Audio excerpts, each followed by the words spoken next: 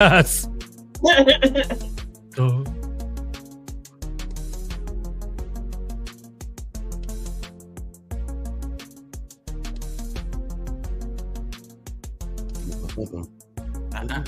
I need to make a song for this. Make some words. Say some words. Make some words.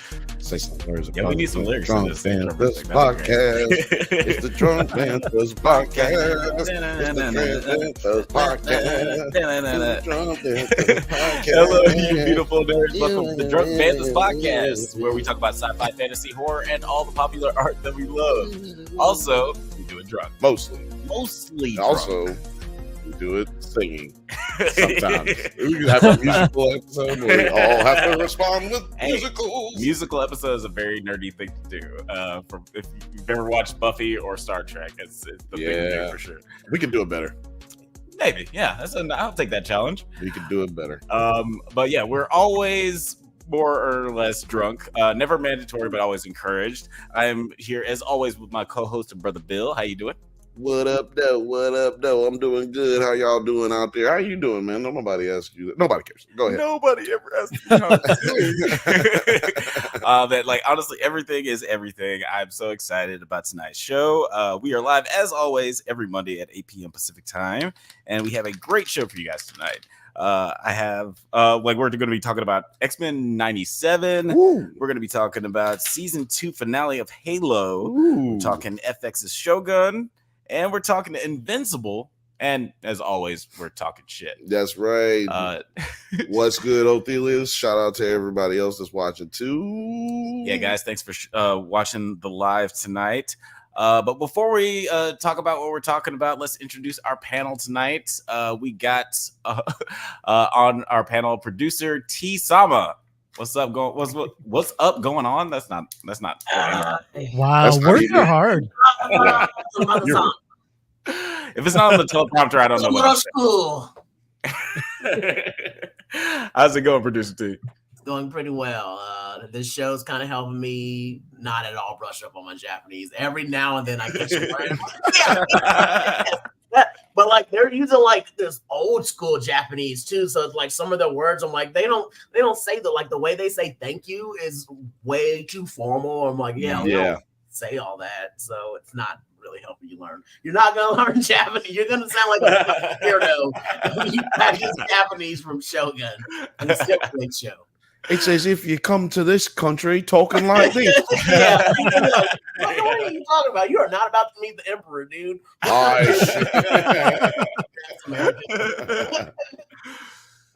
Four score and 7 years.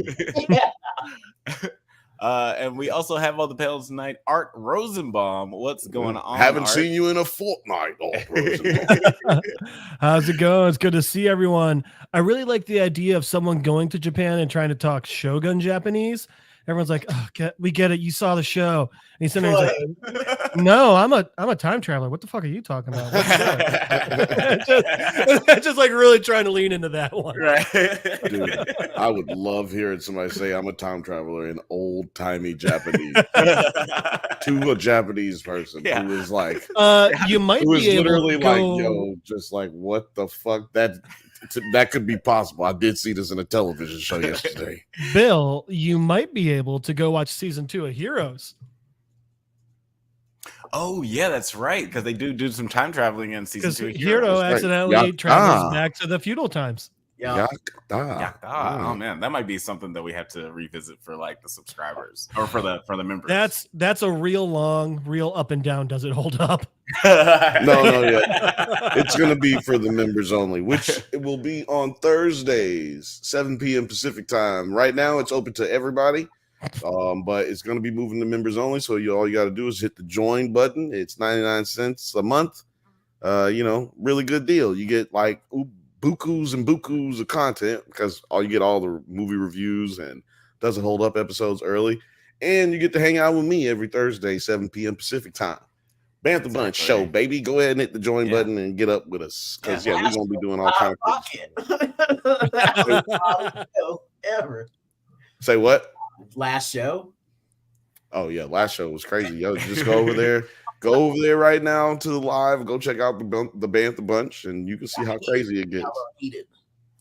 Yeah, like no, you guys Nine just likes trying to say shit to me because he likes to get me hyped. He just like throwing grenades into conversation.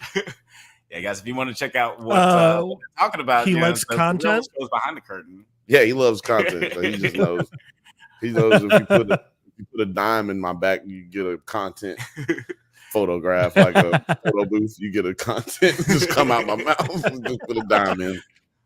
Yeah, guys, check out the Drunk Banthas. The Bantha Bunch episodes in the live tab of the channel.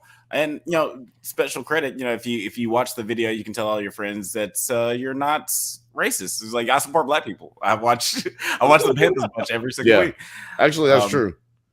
That's true. You can write off on your taxes and say like, there's no way you could be racist and make it through one of my episodes. It's kind of impossible. I don't think so. But before we get started on all of our topics today, before we move on, just can you read that? Oh yeah, Athelia says, I can't see it this far. Terry can't catch on the Japanese because he catches flashbacks of when he was cloned like the Winter Soldier. First of all, the CIA would not allow this technology to get to another country. So it's a deep fake. I'm just imagining Arrested Development. Huh. That doesn't sound like us. That might have been CIA West. West. Were you guys bugging a house in Iraq? Oh shit! Yeah, that was us. Yeah, that was us. Fail-safe for the program is I can't learn any other language but English. American. Wouldn't that be a good fail-safe if you had like cloning technology to be like no other country can use it because this clone can't learn any other fucking language but English? So sorry. Honestly, that really would. Well, hold on before we move on and ponder more. I do want to get this one in quick before everybody watches the next episode, we're going to be talking a little bit about Shogun. Indeed. Oh, actually, real quick, before we get... Are you going to do some house cleaning? Sorry, we're going to do some house cleaning real quick. Before we get started, I just want to thank all you guys for watching. Am I fired? No. For guys, if you don't know, we fire Jeff at the end of every episode. I'm amazed you guys wait till the end. It's like we'll do that after the show. But before we get started, I just want to thank everybody for watching my review of Dune Part 2. It's been doing pretty good numbers, so I really, really appreciate all you guys for watching. And I want to say thank you to everybody who voted on the latest poll. I asked you guys to vote on I needed some advice on like what to cover for May the 4th. For the Star Wars Day, and you guys voted on an Empire Strikes Back versus Dune Part 2 video. So working on that right now. Thank you guys for voting. Star Wars Day. Star Wars Day. May the 4th. Star Wars Day. And Star Wars Day. I'm going to propose something. I'm going to propose something here. So we all celebrate May the 4th. May the 4th be with you. On Star Wars Day. But I'm proposing something. Don't get down on one knee. May the 4th be with you. Star Wars Day. May thy 9th chip and shatter. Dune Day. Can we do that? Jag. Can we do that, please? This is what I have to do. May thy 9th chip and shatter. Can we not do that? It's not any cornier than May the 4th. I know we co-stream on Nerds at Night, but damn. That's pretty fucking nerdy. It's about as nerdy as it gets. You couldn't get more nerdy unless you was watching Game of Thrones review videos on YouTube at the same time. This is a safe space where all the bad ideas are welcome. Welcome. Guys, let us know in the chat. Do you feel always about to go that far? Always about to go just that extra mile. I always got to. And then I have to say, no, don't say that. That's gonna get y'all canceled. I would love it if what got us canceled was May thy 9th chip and shatter. It's like no, this is too much. This is too much. It clearly won't be that. It clearly won't. That might be the reason people stop watching this. It'd be a different kind of canceled, not the same kind of canceled that I was talking about. I got a quick question. Has anyone seen the 3-episode 2003 miniseries Children of Dune? And is it as bad as I think it is? Yes and no. I've seen a piece of it, and it was rated very badly. I couldn't get into it, so good luck. Well, what I'm thinking is, I saw it when it came out, and I watched it because I just watched Dune. My dad taught me all about Dune, and then this was coming out like right after I had seen Dune. So I was like, yeah, I'm excited to watch it. And I was mad the whole time because of the way they just kept saying Harkonnen instead of this Harkonnen that was in the movie. And I was just like, stop saying it like that. It's so lame. And then like the story was weird, and then I did not like it whatsoever. Well, then Alex, I say for May Thy Ninth Chip and Shatter. Fuck no, man. I say you choose. I say it's already happened. That show. I didn't think it would catch on, but it already happened. That show versus the Star Wars Christmas special.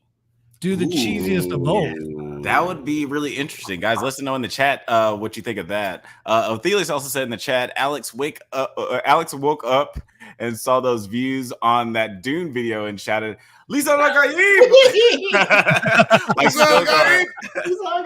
I've literally actually been saying Lisa Nagaib as just like an exclamation in my brain every time something like cool happens. Like I'll see a cool on a basketball game, I'll be like, "Lisa Nagaib!" Alex, you saw Dune 2 in 4DX, right? Yeah. Yeah, I saw it in 4DX, yeah. Come on, when he learned how to ride that worm, did you cheer at the end, like in the theater? Because I did. I was too busy trying to make sure that my alcohol didn't spill on my lap. That was like the best part of the movie was the worm ride. Speaking of alcohol spilling. Oh It yeah. doesn't we had a lot of sake spilled in this episode of Shogun, episode 5 on FX. Yes, Broken to the Fist is the name of the episode. This is a pretty rad episode. It's probably my favorite episode so far.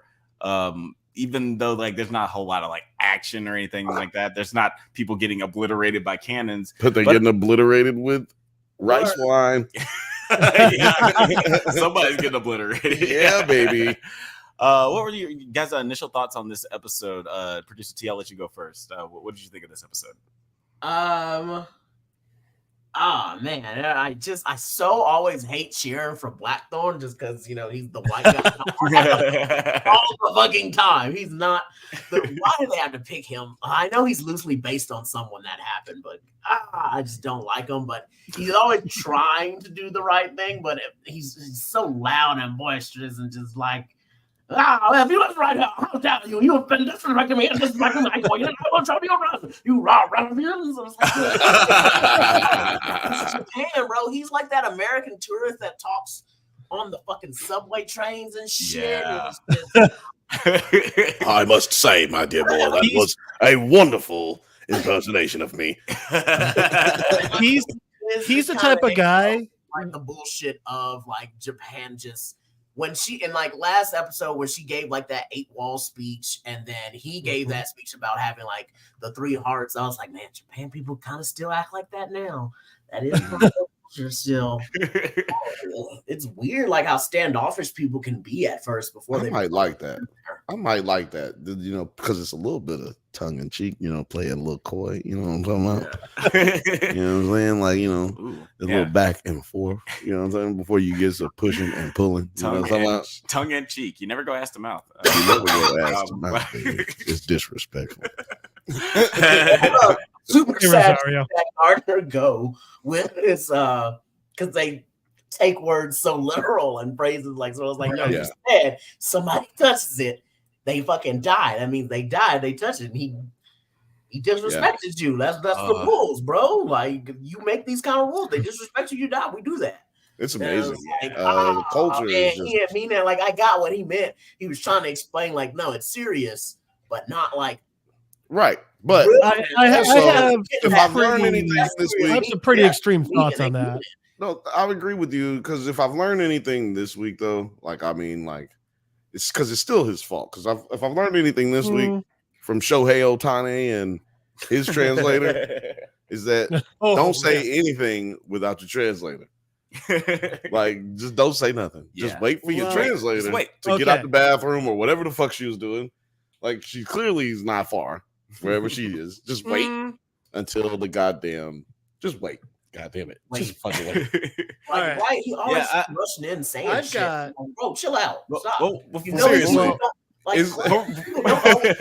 Do we want to get into that part right now? Because I have extreme opinions on this. I'm gonna just throw it to Jeff right after this. Because why does he just? If I walked into a place in Mexico and just start talking crazy like to everybody, I would look absolutely insane, right?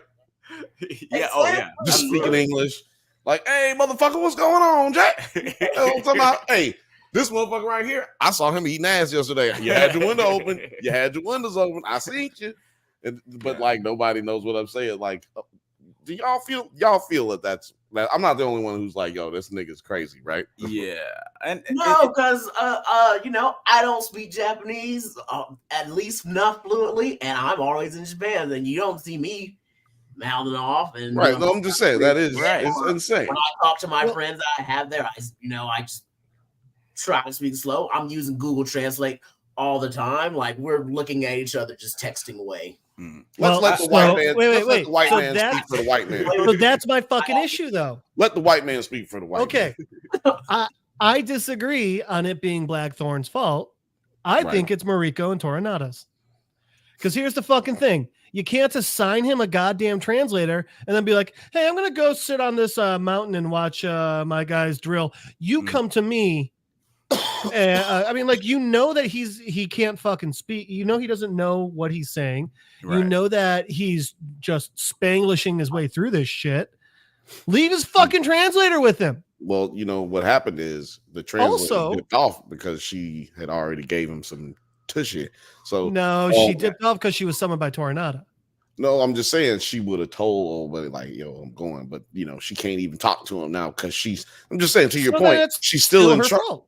Exactly. I'm saying it's still her fault. She should never have gave up the tushy and the cushy. Well, he didn't realize it looked like that nigga got sliced to pieces. Oh man, it's political. This is Game of Thrones. Okay, you can't be just throwing tushy in the time of war. This is a time of war. You can't just be throwing the good stuff everywhere. I think you never know what's going to happen in a civilization. I think this is technically pre-war. I disagree with you. It, like you said, it is the time of war, and you should be throwing it because not only do you got war, you got earthquakes, they got tsunamis, they said they got fires and stuff. Their land is trying to kill them. No, let me tell you why you don't. Why you shouldn't. I'm team throw it around in time of war. Yeah, that's after the 19th century. We're talking about the 1600s where a woman get her head cut off for less. So not here. That is so that's what I'm saying. She really shouldn't have. What she did was a reckless act of like basically diving on a sword. Like, I don't give a fuck if I live or if I die type shit. Yeah, because there's nothing in her lexicon, nothing in her experience in life to this point that should tell her I can fuck whoever I want to fuck. That is anytime. Yeah. Wait. That is one thing. I'm just talking about this time period, people. No. That's kind of one of the things I want to dive into. Just like before we get into this episode, like the episode deep, because these are like harkening back to actions from the last episode. But one of the things I kind of bump against with story wise is their relationship, because she is so devoted to this like, you know, Japanese culture at this time. It's kind of unbelievable that she would just throw everything to the wayside and like honor and all this other stuff. Like, you know, Nick talks out of class and he has to kill his entire family. He has to kill his infant son, but she's willing to just like sleep with a white dude. It's not so about that, but that doesn't. She thought he was dead. But she don't get to choose what she do with her thing. Still. Well, hang on. Because one, she did think he was dead. Two, they in their culture, they're talking about how it's fine for people to sleep around. It's important. It's healthy for you to pillow someone. No, but that's not sleeping around. Those two things, but she's not like going around tossing it to everybody. She's just like, hey, I'm going to pillow this guy who she has been tasked with taking care of. But 3, we also come to find out, 20 days? You couldn't wait 20 days to make sure your husband's dead.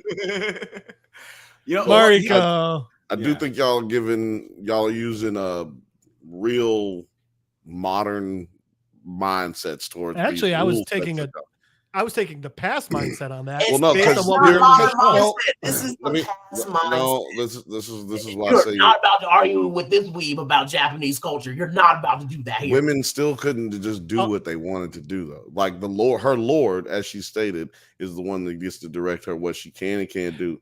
The other girl, hold on. Couldn't do it. But this was a part of her duties. They are about that loophole shit. If you don't tell me the other girl, it's a good loophole. So the other lady who's been assigned his consort, Bad Banks, she has leave her alone. She had to kill her baby. She had no choice. She thought she was about to have to suck white dick all the rest of the season, but she didn't because he chose not to, not because she chose not to. That's what I'm saying. So obviously there is a level of where you don't have a choice of where you choose to throw your thing. There is this ain't the Isley brothers, okay? This is all post Isley. I mean, pre Isley brothers. There is a level of it goes to it speaks to like the modern the warfare of this time period too, where everything is sort of like cordial, but also just like sort of fucked up. But like, you know, it's mostly like, we could pretend that everything's like cordial and honorable and stuff, but like we're gonna have this well-known secret that everybody's like fucking behind closed doors. So I could see that. Look, guys, let us know in the comments how you felt about the It's not gonna be well. Let me tell you how you know it's not well known. You don't see a lot more decapitated bodies because if it was well known that you was hunching on my female, then you'd be well known to not have a head connected to your shoulders. I mean, yeah, can we talk about would you commit seppuku for a lord? Like, could you really imagine yourself being so devoted to following like Joe Biden that Joe Biden? I never even not the best choice there. So much fun. I have to at least have met him to see how I can have to have met him to answer that question.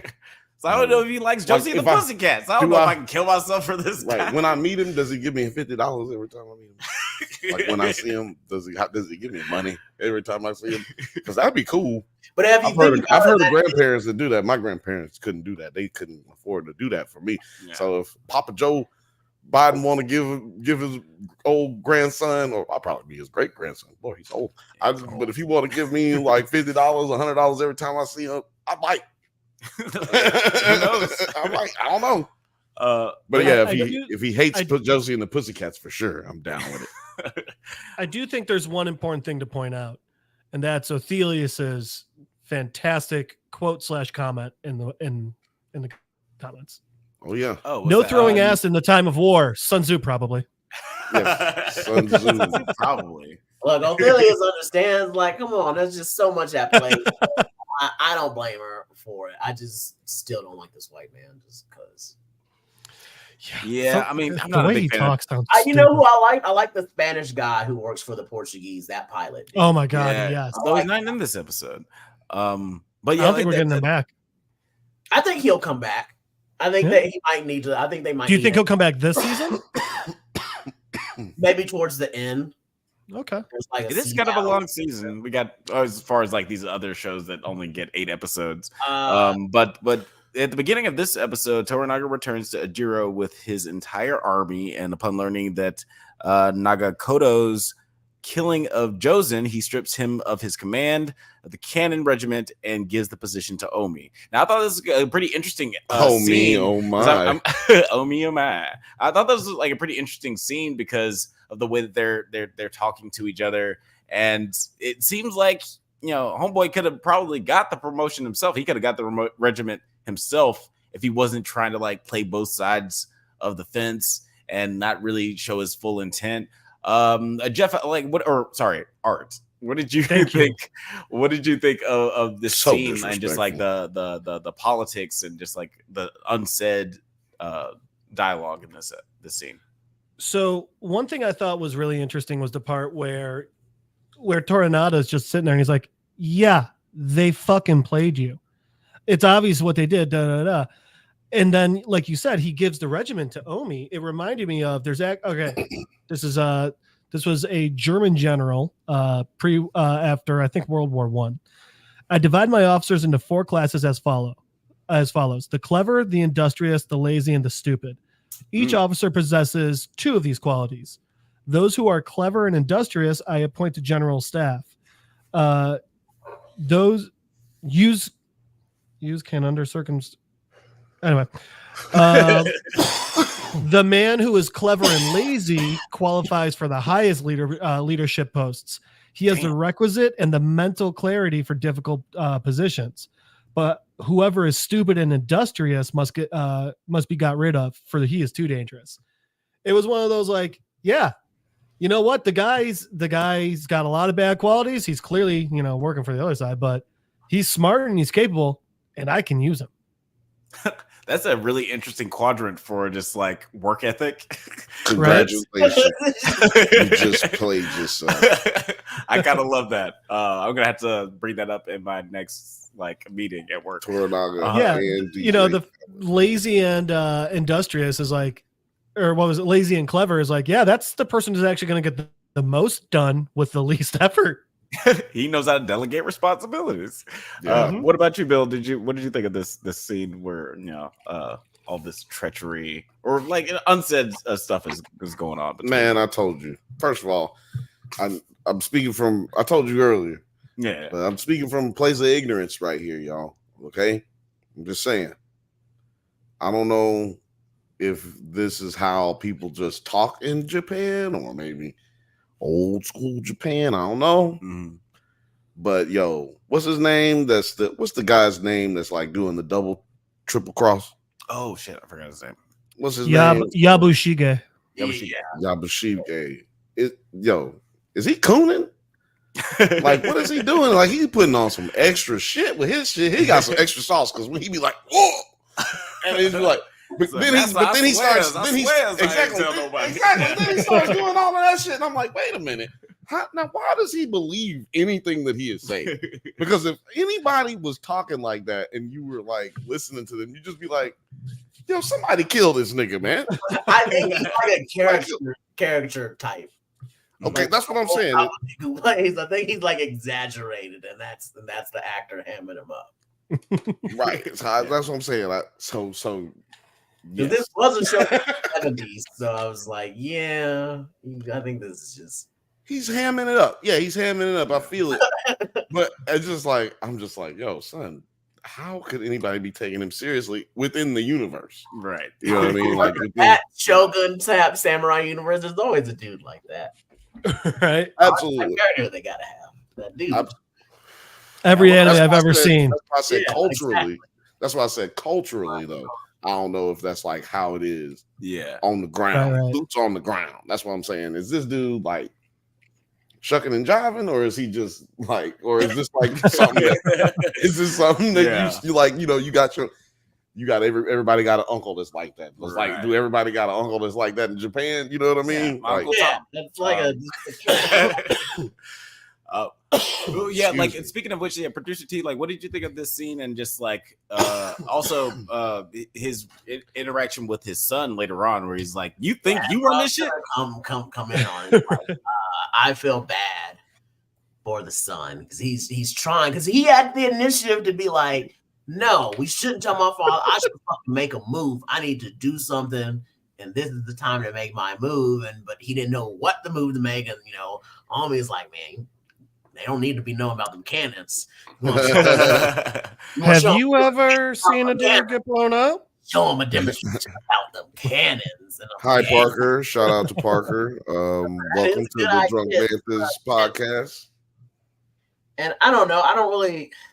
It kind of did Toranaga really want them to move into the attack, or is he just finding the positive side of now what was going to happen? Because that would have been his plan. He would have to attack Osaka, but now he has to bring them out into an open battlefield. So did he already think of that, or is he now just looking on the bright side of things? I thought about the same thing. What happened, because he lambasted his son for doing it. Yeah, exactly. I was like, but in it, he was letting him know a lesson out of it.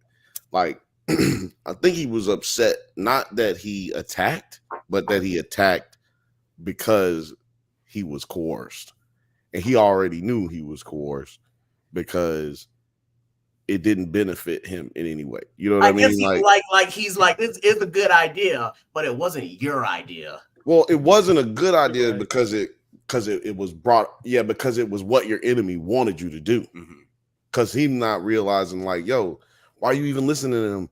I told you not to listen to them. Yeah. Like I told you, we don't fuck with them, but you can't keep you cool enough. You know what I'm saying? Like he was basically left there in charge of this regiment because of to teach a lesson of discipline. Like, you know, like everything they do over there got some meaning to it.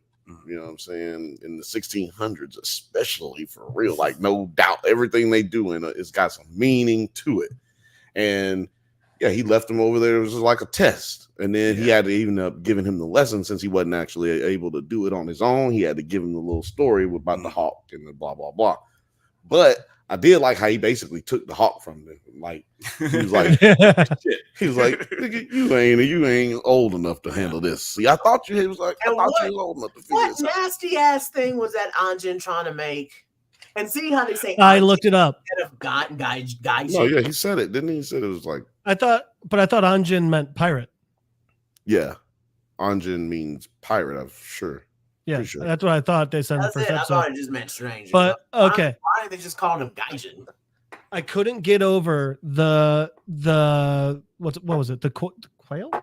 Was it a quail? It was like a quail, a pheasant. A pheasant. Thank you. What the fuck were they trying to make? So I looked it up. It was a thing back in the day. You would hang it up like that, basically to let it rot. Pilot. Okay. Pilot. Yeah. Well, I thought it was pirate. Like, arr. No, so I was like, why would they be calling him a pirate? He's been trying because they thought he was a pirate. Well, no, at one point, they thought he was a pirate. Yeah. And then they found out later that he was a pilot. He's a pilot. So yeah, that's where it got. There's a very racist pilot joke in there somewhere, but I'm not going to touch it at all. It's called. You know what? I believe in you, and I think you can flush that out. Yeah. Everyone, wait. Let's let Alex drop some. Give me some time. No. What the fuck was he making? Bro? Okay, so the thing is, if you were to hang it up like that and let it dry out like that, yes, it would smell. Yes, it would possibly get to the point where it would start to rot, but it would tenderize the meat a lot more. And it would make picking all the feathers off a lot easier. The problem is that works much better in a place like England where the temperatures aren't fluctuating as quickly. So the thing was, motherfucker. So if he had understood the weather better, it might have worked. The other one that I read about was the English rabbit stew that they all turned down, which, by the way, was anyone else like that? That was rude as shit.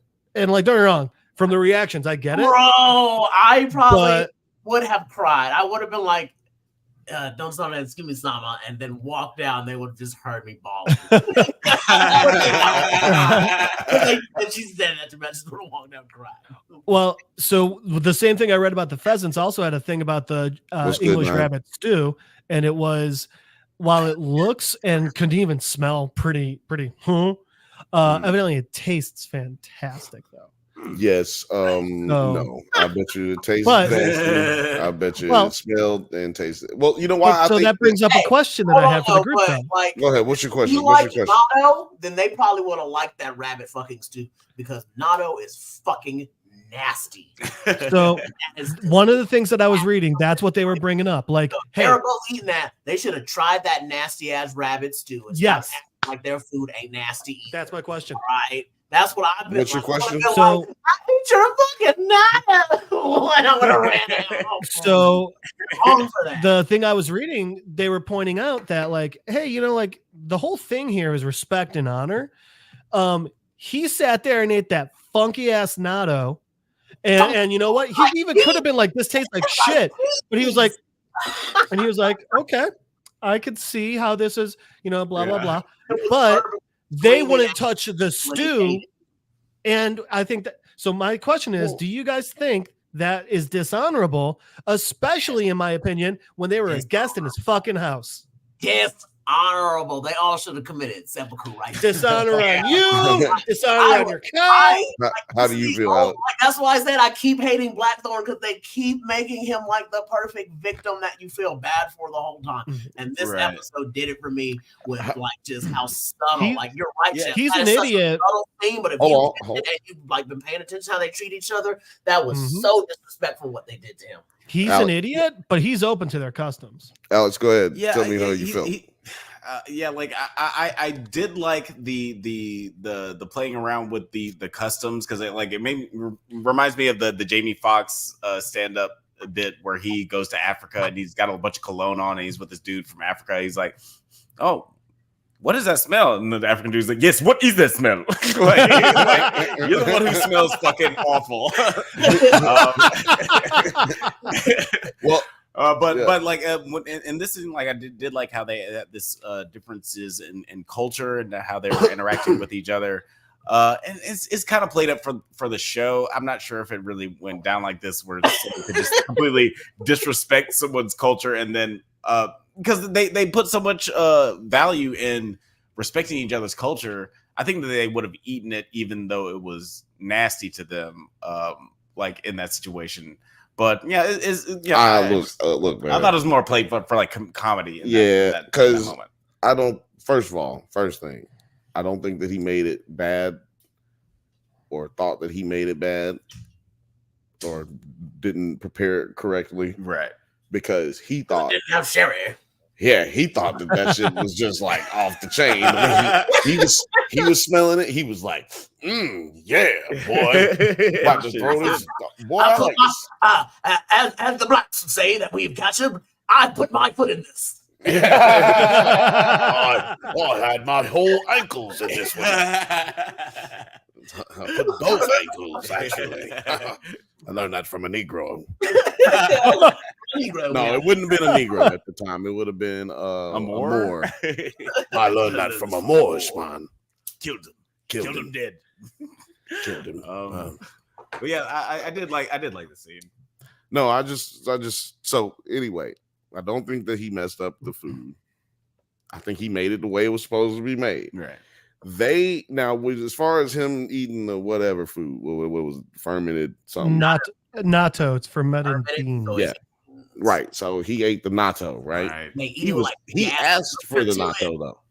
Yeah. He asked for the natto. He was like, "Yo, what y'all got over there?" Yeah. What you got? Like cheese. What's that on? But again, because he was being accepting and curious of their culture. I don't think he's accepting and curious. I think he was hungry. And he was like, y'all get that, but I don't get none of that. Like, what the fuck? Yeah, he had the munchies, just smoked a little weed. Yeah, he was like, shit. I'll try that. You know what? I've been drinking sake all day, masturbating in this back room, man. Let me get some fucking I'll tell you what. natto. Look up a picture of natto.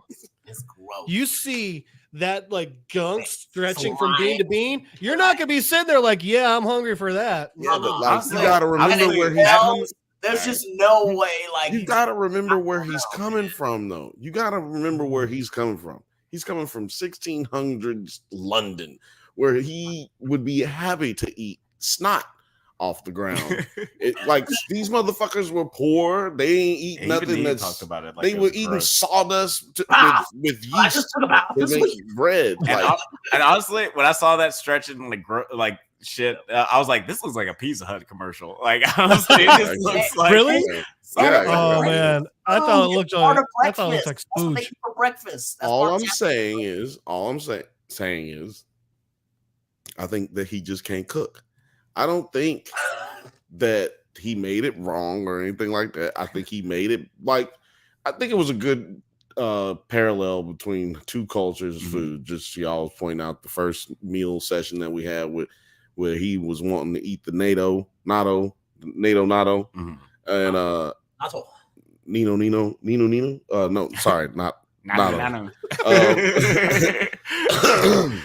I like how you basically just did school chants there. Nina. But yeah, but then also he brought his little meal to the table, but it's just basically is like one culture has like a cleaner way of eating, and another culture is just like, yo, throw that shit in there, yeah, and then throw some of that in there. Oh, y'all got some of this? Oh yeah, throw that in there too. Yeah. It's just like, and because you have different ways of needing to survive, right? Like, yeah. You know, it was just different ways. The fucking earthquake scene. I don't mean to jump around. No. But the earthquake scene really touched. Like when that happened, I was like, "Oh damn! I ain't never seen no earthquakes like that. We have earthquakes here in Los Angeles. I ain't never seen the earth disappear into the earth. I ain't never seen that. Yeah, that's some. So it gave a different scope of like. They call that level 2. Man, dude, that's just crazy. It gave you a different scope of like how dangerous their life is over there, and that's why they eat cleaner. They don't do a whole bunch of like preparation and stuff. Like you can't have none of it matters to me. You can't have any meat cellars and anything like that, smoke houses and all that shit, because it's just going to fucking topple down, and you'll lose all the food that you had prepared for however long and all that shit. And everybody's kind of crazy. At that time, most people everybody's always living on the coast. Right, exactly. Thelius. Thelius says, looks. No, which he said, nigga said Nino like Nino Brown. I was gonna say that one. I was laughing at the one underneath. Looks like Toph and the Dai Li was attacking. Yeah. And it's like I did like man, I completely forgot what were you even talking about. Food, culture, if they're being disrespectful or not. Right. Yeah. You basically already said that, but I think you were trying to segue real nice. I had a really good segue in my head. But whatever, just move on to the next thing. I like their whole drinking scene when he called him a little bitch with his little bitch cup. There's like definitely a lot of tension going on in this scene, even though like Bintaro, but Bintaro, what's her name? Mariko. Kate, yes. Kate is Mariko. Bad Bangs is Fuji. Yes. Take me to Fuji. Bangs are bad. Not great. But yeah, like Fuji, Andrew Lincoln. Andrew Kate, Lincoln is honky. Yeah, and Kate and the bad wife beater. They're all hanging out and having dinner together. And the tension is really high, even though like even wife beater doesn't even know that Kate slept with Andrew Lincoln. Right? I've got so many other. I'll say all my jokes after the podcast. I'm so sorry about my wife beater joke when I get off this. But what do you guys think of like just the tension in this scene? I thought this was one of the better scenes of the episode. Producer T, what do you think? I like the tension in the scene, and I really did feel bad for Lady Mariko. Like her dad was like, "Your dad's a traitor." I was like, "No, he killed the like bad dude that you're all happy who's actually dead." But since he still was leader, you're not supposed to just kill the leader like that. She gets punished. Her family has to kill themselves for all these stupid fucking reasons. Just shame, because you have these stupid laws when you know you need it to happen. Yeah, for it. It's like that's stupid. That's shame. Stupid. You're making bad for it. It reminded me of the Kingslayer kind of story. Yeah, kind of had yeah.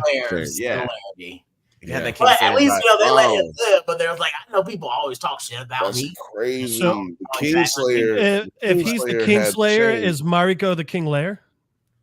Ooh, because she fucked the white boy. Rim shot. Like why Jamie is the Kingslayer, but then Cersei had to walk the shame. Dang.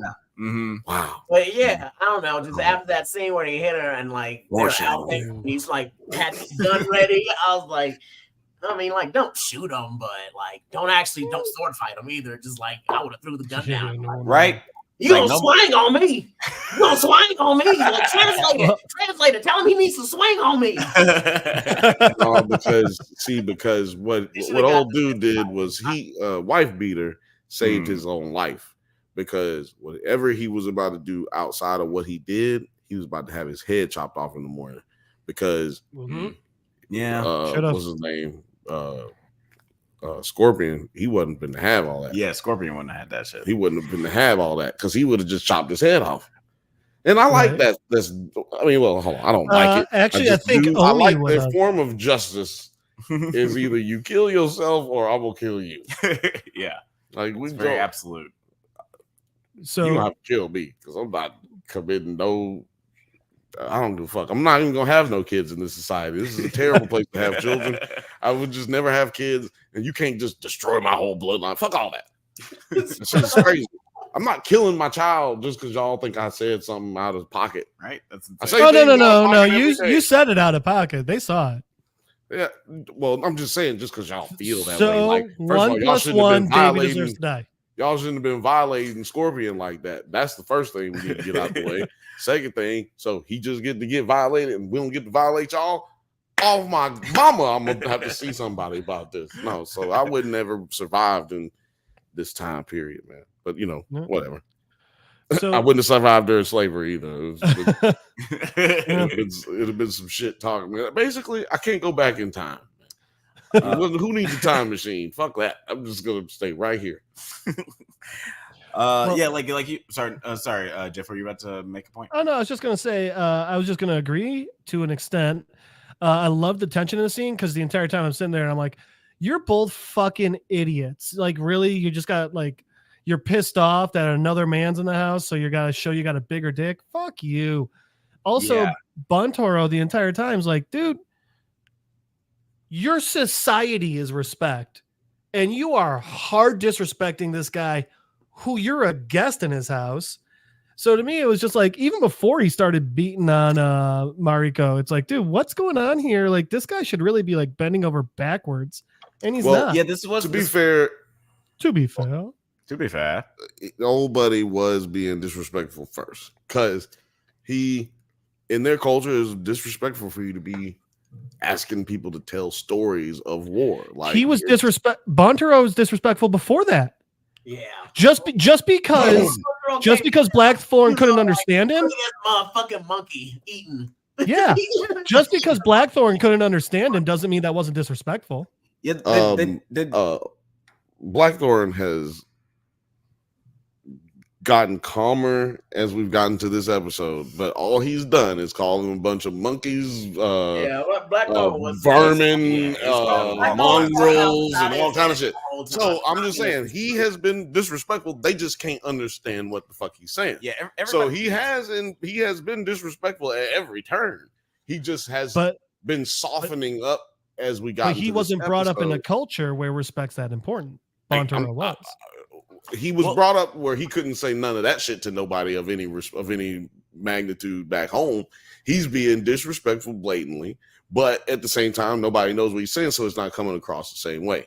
Now, where he is, where his situation was fucked up is his interpreter is not, his translator is no longer looking out for his best interest because she had to tell him all that. Yeah, she had to be like, well, he wants to hear stories of your war. You know, she could have just said to him like, hey, that's something you shouldn't ask him because that's fucking crazy. That could have been that can get you killed. Yeah, he's also drunk and he will chop all of our heads off in here and commit suicide. She did try saying that though. She did try being like, please, he's had a lot. Choose your words carefully.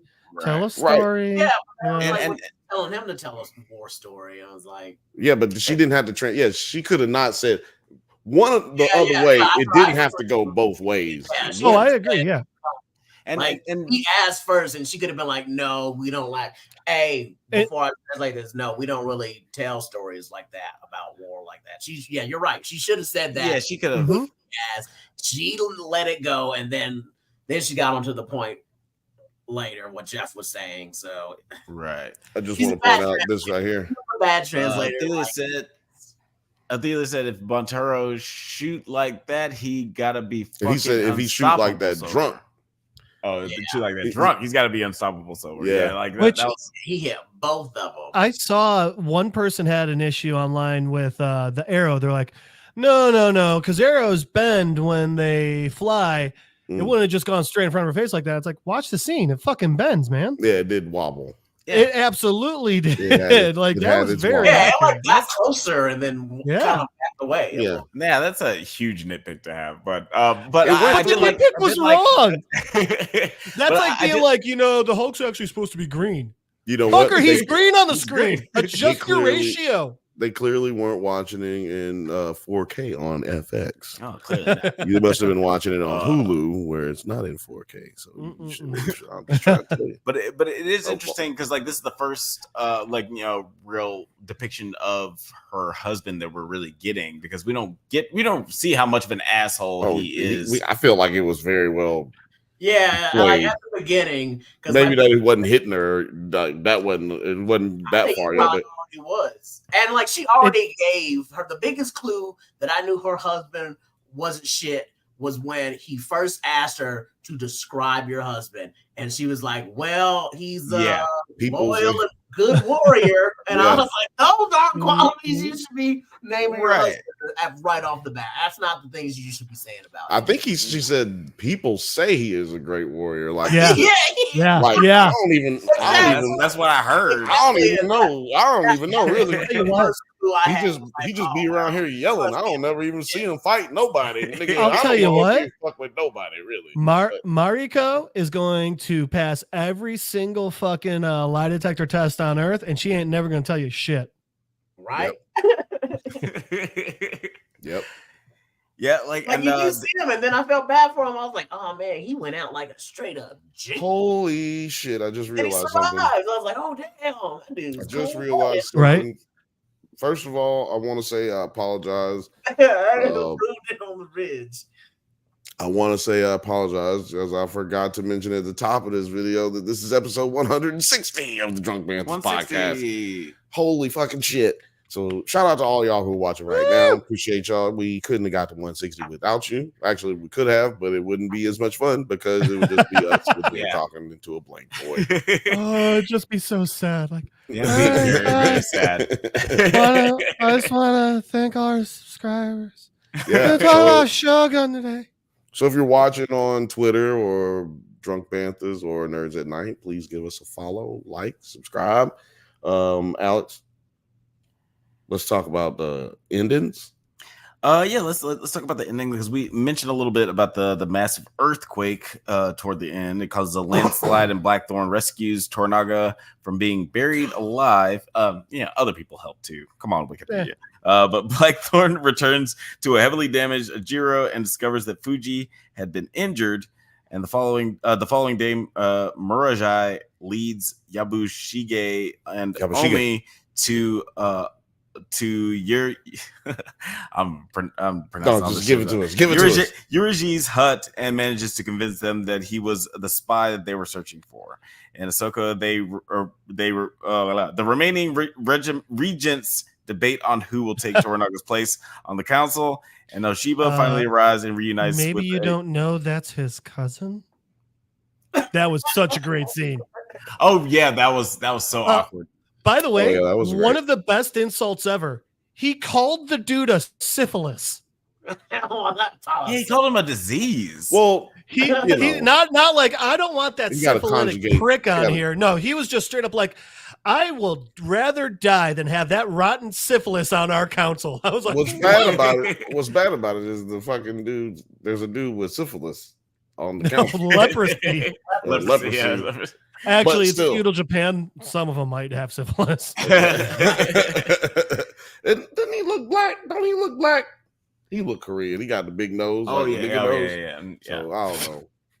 He got a nigga nose. So I'm just like, yo, that dude got leprosy. But I think he also he looks like the blind dude from Halo. Yeah, he looked like the blind dude from Halo. That's exactly who he looked like. Yeah. Is that not who he is? A little bit. It must be. But anyway, we was talking about the end. Yeah, we was talking about the end. So they're trying to fill the seat, and then I think you're going to bring up that last scene with Emperor's mama. Yeah. What did you guys think of that? Where did she come from with this? Like, she just popped out of nowhere and just been like, "Hey, guess what? I'm running this shit now. I am her." I forgot that she was a character in this show. She finally arrives and reunites with Yachiko before telling Ishido that the council will now listen to her. This is an interesting way to end the episode.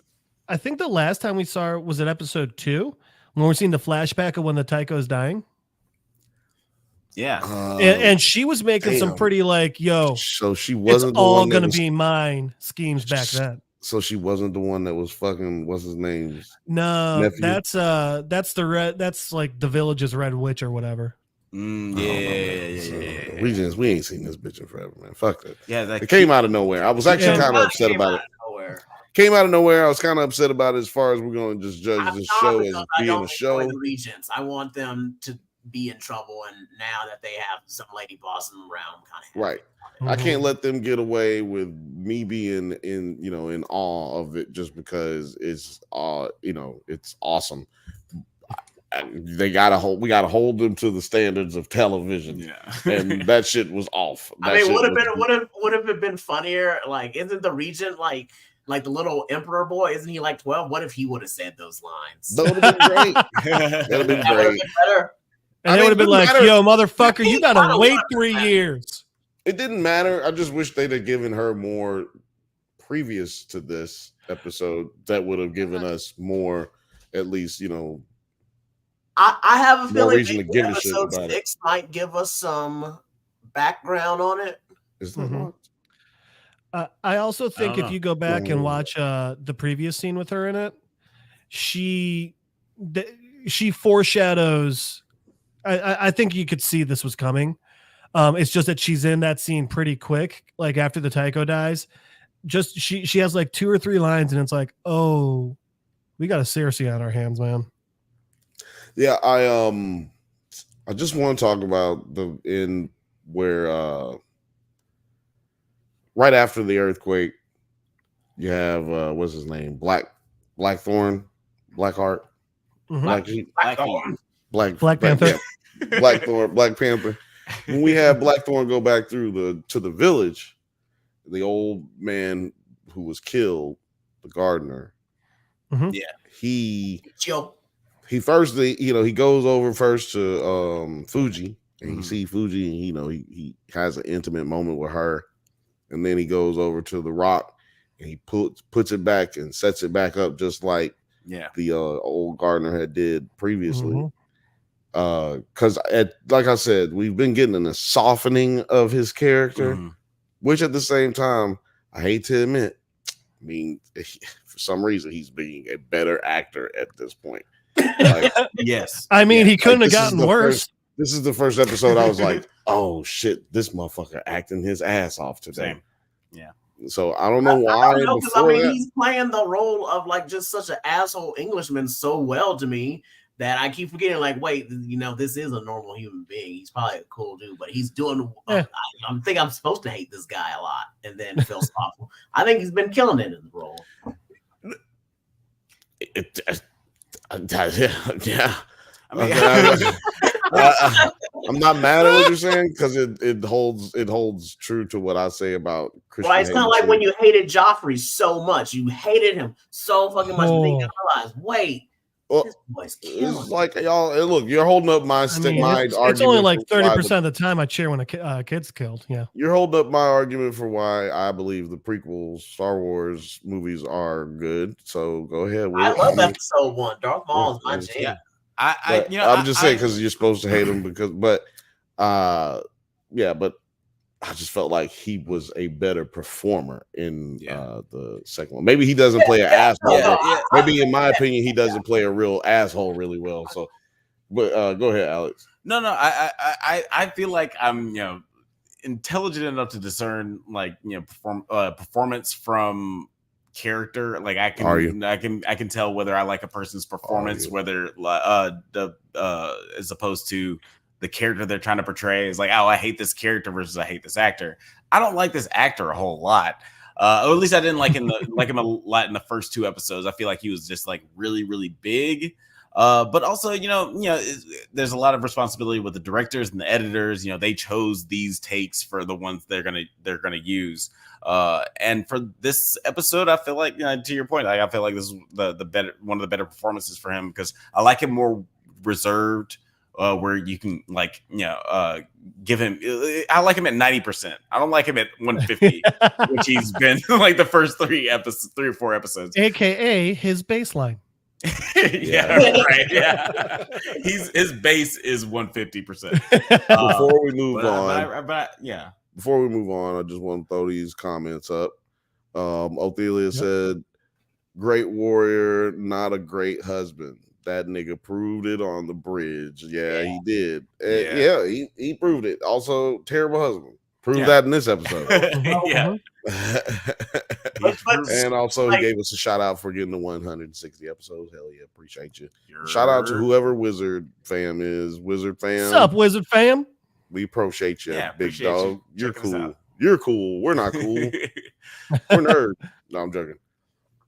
Coolest nerds you ever know. You're cool. You're cool. You're cool. You suck. You're cool. Peace. I'm out. Any final thoughts on this episode before we move on to the next topic? Because this is going to be a 6-hour episode. If we don't move on to the next. Right. We got to get to the topic. Only thing I got is just, I swear, every episode is like, how do they keep getting better? I'm fucking loving this show, man. Okay. Producer T, any final thoughts? No, I think we covered pretty much all of it. Makes me want to go back to Japan, but definitely not trying to speak anything. Just gotta remember, like, I'd be so happy. Don't memorize any of these words and phrases that they're using. Don't do it, because you're gonna look like a fucking weirdo.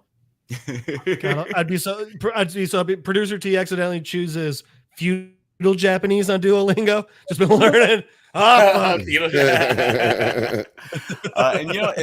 since we're already going back in time, let's go back in time, but a little bit further in the future to 1997. Let's talk about X-Men. I can't believe it's not on here. Why do we not have? Oh yeah, I should have done that. I should have done that. But yeah, let's talk about X-Men 97. It's the new Disney Plus series that's out right now. It's obviously a continuation of the older X-Men animated show that was on Fox Kids that we all grew up and loved so much. Before we get into the nitty gritty, because like they had the first 2 episodes premiere on Disney, the nitty and the gritty. That's right. They don't hang out alone. No. But it's a titty and you guys? They're like Tango and Cash. They don't go nowhere without each other, baby. It's like lemon tuna fish. What did you guys think of the first 2 episodes of X-Men 97? Art, I'll let you go. All right. Before I go into everything I loved about it, there was one thing I didn't, and it was just the voices. Some of the voices just kind of landed really awkwardly for me, which is especially awkward when I think some of the original voice actors are back. But like Wolverine, Mysterio, a couple of the other ones I can't remember off the top of my head. I'm sorry, not Mysterio, Magneto. They just, I don't know. It just kind of felt off to me. It didn't feel like it fit the characters. But that being said, there was so much I loved about this. I love that they had feel a lot later. Othelius. I love that, like, even like the animation style they had. I thought they did a great job of blending like the 90s aesthetic with modern animation. I loved that. I loved the story. I think that Sunspot that we got that they're hinting at. I love that we got Gambit back. And then Cyclops jumping out of the plane and laser eyeing to a safe landing was just absolute fuck you. I mean, they're really trying to make Cyclops cool in this one. I don't know. I don't know when Cyclops got an adamantium spine, but how the fuck that motherfucker survived that? I'm calling out. And then, my bad. I thought you were done. My last thing, is just I fucking hated what happened with Storm, and I was supposed to, so I fucking loved it. Like it pissed me off, and it was supposed to piss me off. It did exactly what it was supposed to. They got my emotions. I think I have a reason for that. Don't let me forget to touch on that. But what did you, Producer T? But how did you feel about this, or did you watch this one? Did not watch this one. Cool. Okay, well, Alex, how did you feel about this one? I thought it was a really nice continuation of the cartoon series. Like the animation is like drastic, like is noticeably different, but it's it's apples and oranges. Like the technology has changed so much that they're not gonna just like retrofit everything that they do for animation nowadays just to make it look exactly the way it was back then. So you just gotta make like certain allowances for that kind of stuff. Yeah, but I thought the story also certain things look the way they did then because they had to. Right. Yeah. Not because now they moved it to animation. It's just done so much differently than it was in 91. Yeah, exactly. Like there's I agree with both of you. Bring those big cheeks back. Yeah. Bring back yeah, I want to see some rogue cheeks in this one. We actually talked about it on the Drunk Banthas Bantha Bunch show. The Bantha Bunch? We looked for the original clip and did discover it. We did discover the cheeks. There's only one time where there are cheeks in the cartoons, and and people are still freaking out.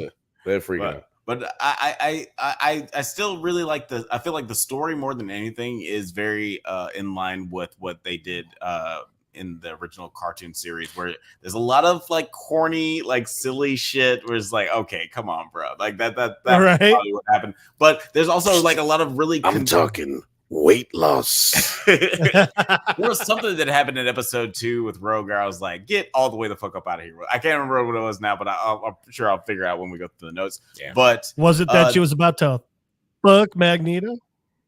No, yeah, that reminded me of my childhood. Wasn't. I got reason. I got receipts for all these things. But things like the relationship with Rogue and I'm taking notes. I'll remind you.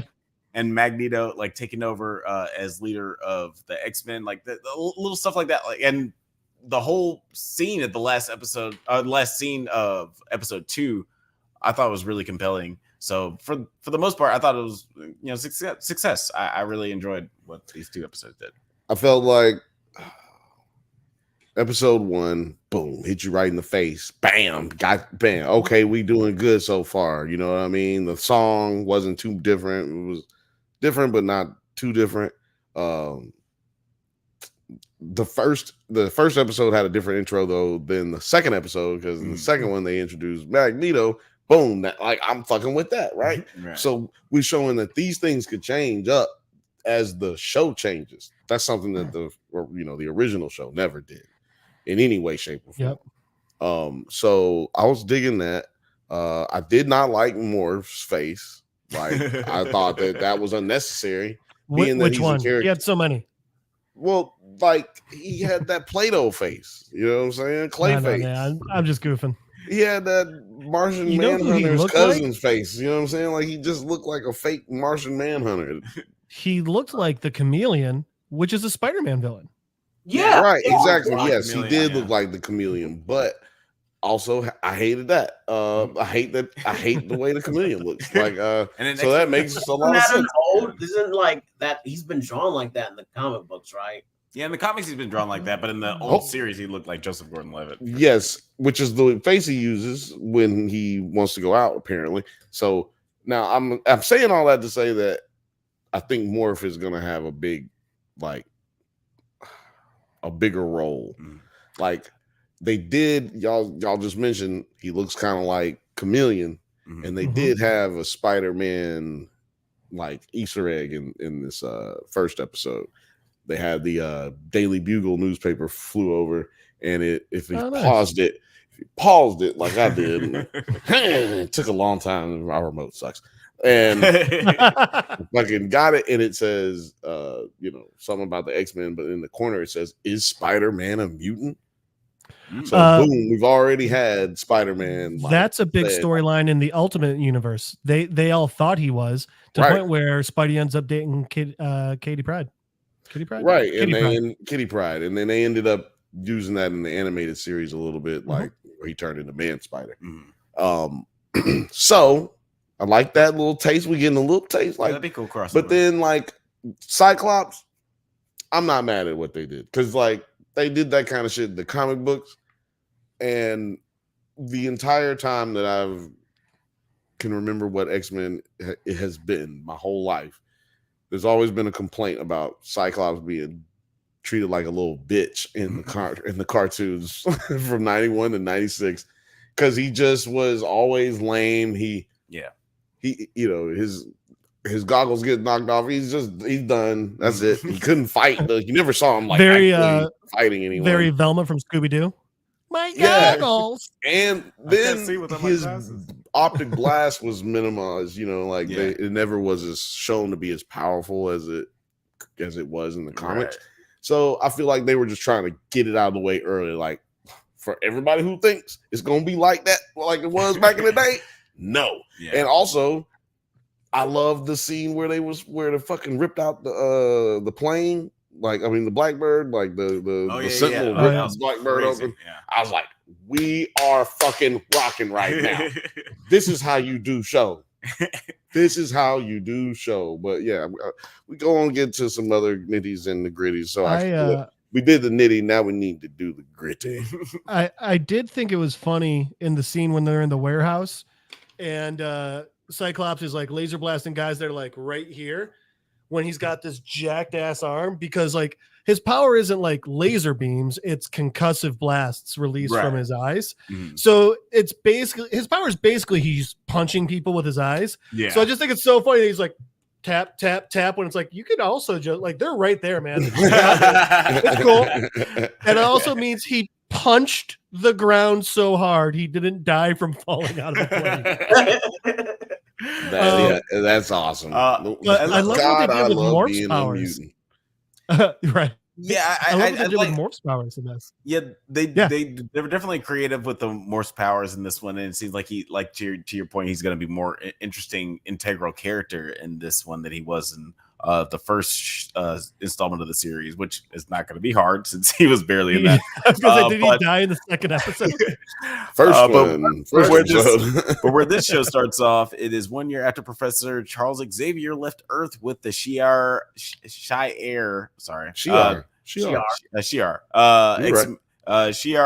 The X-Men continue their mission to defend mutants and humans alike and go on to become legally sanctioned by the United Nations. Additionally, Jean Grey has become pregnant while support for mutants has grown. What did you think of like the status quo in this new, series? Like, did you think that this is like a pretty solid? I have a question before that. Did I miss something? I thought X got ganked. So what happened I thought what's his fucking prison shot and killed him. So yeah, at the last episode, I watched all the episodes. I watched every single fucking episode. You're welcome. Because you do not want to do that. You mean of the original series? Yeah, from 91 to 90s. I watched 5 seasons in less than 2 months or less than 3 months. Awesome. Bill's in less than 3 weeks. 3 weeks? It had to be 3 weeks. Yeah, I am clinically insane. But what are we talking about? What did Xavier get shot? Oh yeah. So yeah, Xavier gets assaulted, shot, right? He goes into like a coma. They end up saving him, but then Sha'ira like calls him up, like she, psychically connects with the X-Men. She's like, look, I need to come. Yeah, she's like, I need to come and grab Charles and take his. So she took his consciousness, his temporal self, and put it. And they could we can take his body and we can fix him, but we can only fix him in space. Yeah. And so he really was like, bad. yeah, I'm leaving. Really messed up that they accidentally cremated him first then. Right. Well, I think also they did a good job of pointing that out by having to have gotten the death certificate, but it's clearly like a year or months and months later. Mm-hmm. You know what I mean? So okay, we're having to have him declared dead because it's been so long since he's actually been on Earth. Yeah. And, that's because you got to have a missing person. Then you're saying that's why the will took so long? Yeah, you would have. All of those things took a while to transpire. So they did little subtle things like Jubilee explaining to which is Solar, if I'm not mistaken. Was it Solar? I thought it was Sunspot. I think it's Solar. He's a Brazilian Afro-Brazilian character that was introduced in like the 70s, I believe. But anyway, Okay. yeah, his character's very built in racism. Like he literally first finds out like about the his entire powers. X-Men. He first finds out about his powers because he got beat up by a bunch of white Brazilians who were like, "You black and you rich, but you ain't never gonna be white." like they were fucking him up. X-Men has always been like, you know, talking about like race relations and just like discrimination in general. And to your point, in this episode, after the X-Men save a young mutant named Roberto da Costa from the Friends of Humanity, the FOH, which I guess is this new racist, very actionably racist. Yeah. Well, they were racist in the season 5. Well, they were. They were in the first. Oh yeah, they were. Okay, gotcha. First show too. Also, just pisses off all the servers and bartenders stealing their front of house acronym. Yeah, it does. Well, everybody in the front of the house is racist. We know that. Like you're not wrong. It is known. Jean sees that they were outfitted with Sentinel tech and probes Henry Peter Gyrich's mind for the location of the Sentinel's creator, Boulevard Trask, aka Tyrion Lannister. Despite succeeding, she receives a horrifying premonition. She receives a horrifying premonition while doing so. And what did you guys think of just like the psycho like premonition version of the moment of this? Like, do you like? I guess it's sort of setting up things that are going to happen later on, or just maybe fears of what may happen. It's a very Paul Atreides moment. What did you think of this, Art? Oh my god! I'm on Arrakis. Okay, I can't leave. Oh god, you're gonna be insufferable in May. I'm so I don't know what would have happened to him in 1970s. Jesus Christ, this motherfucker right here would still have Jedi pants on right now. So my first thought was, I was like, "Wow, we're going Phoenix this early." We're okay, all right. So I was glad to be quickly mistaken, and I liked that they did this because, what's the sentinel, the head sentinel's name? Mother Mold. Master Mold. Master Mold. Oh man, I'm like, this is the first time like I'm like the person who knows everything. This is the first time, man. I'm the go-to man. This is cool, man. Because correct me if I'm wrong, but like one of the things that like the stronger Sentinels in the comics did have the psychic attacks as well. And it was one of those things that made them extra dangerous. So I really like that we got to see that in this. I'm saying a lot, I'm realizing, and that's well, no, it's good because you know I want to point out that, you know, so let's just stick to the storyline for first episode, right? Let's just move through that. So yeah, we get Master Mold, like you said. The X-Men get ambushed on their way to take care of this little light work. It's supposed to be some light work. Right. But then they get their shit fucked up and then they get jumped. So we got to call in the big guns. And who do they call in? Oh, I love the big gun. They call in Storm. They call in Aurora. Sexy. Now, why I like this is because I had heard through the grapevine that Storm was supposed to have been used to her Omega level in this series, as she has never been used in the series previous. I loved that all those Sentinels were calling that out right when she shows up. Exactly. And see, glad you pointed that out, because that's really the only way we could have even gotten that. Like they could have shown more of her awesome power, but we would have never gotten that confirmed, which is something that they never say in the cartoon previous to this.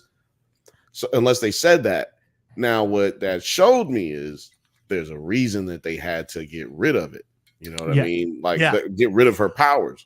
It's because she's more powerful than Magneto, really. Like she's just 100%. Always kept her powers under wraps.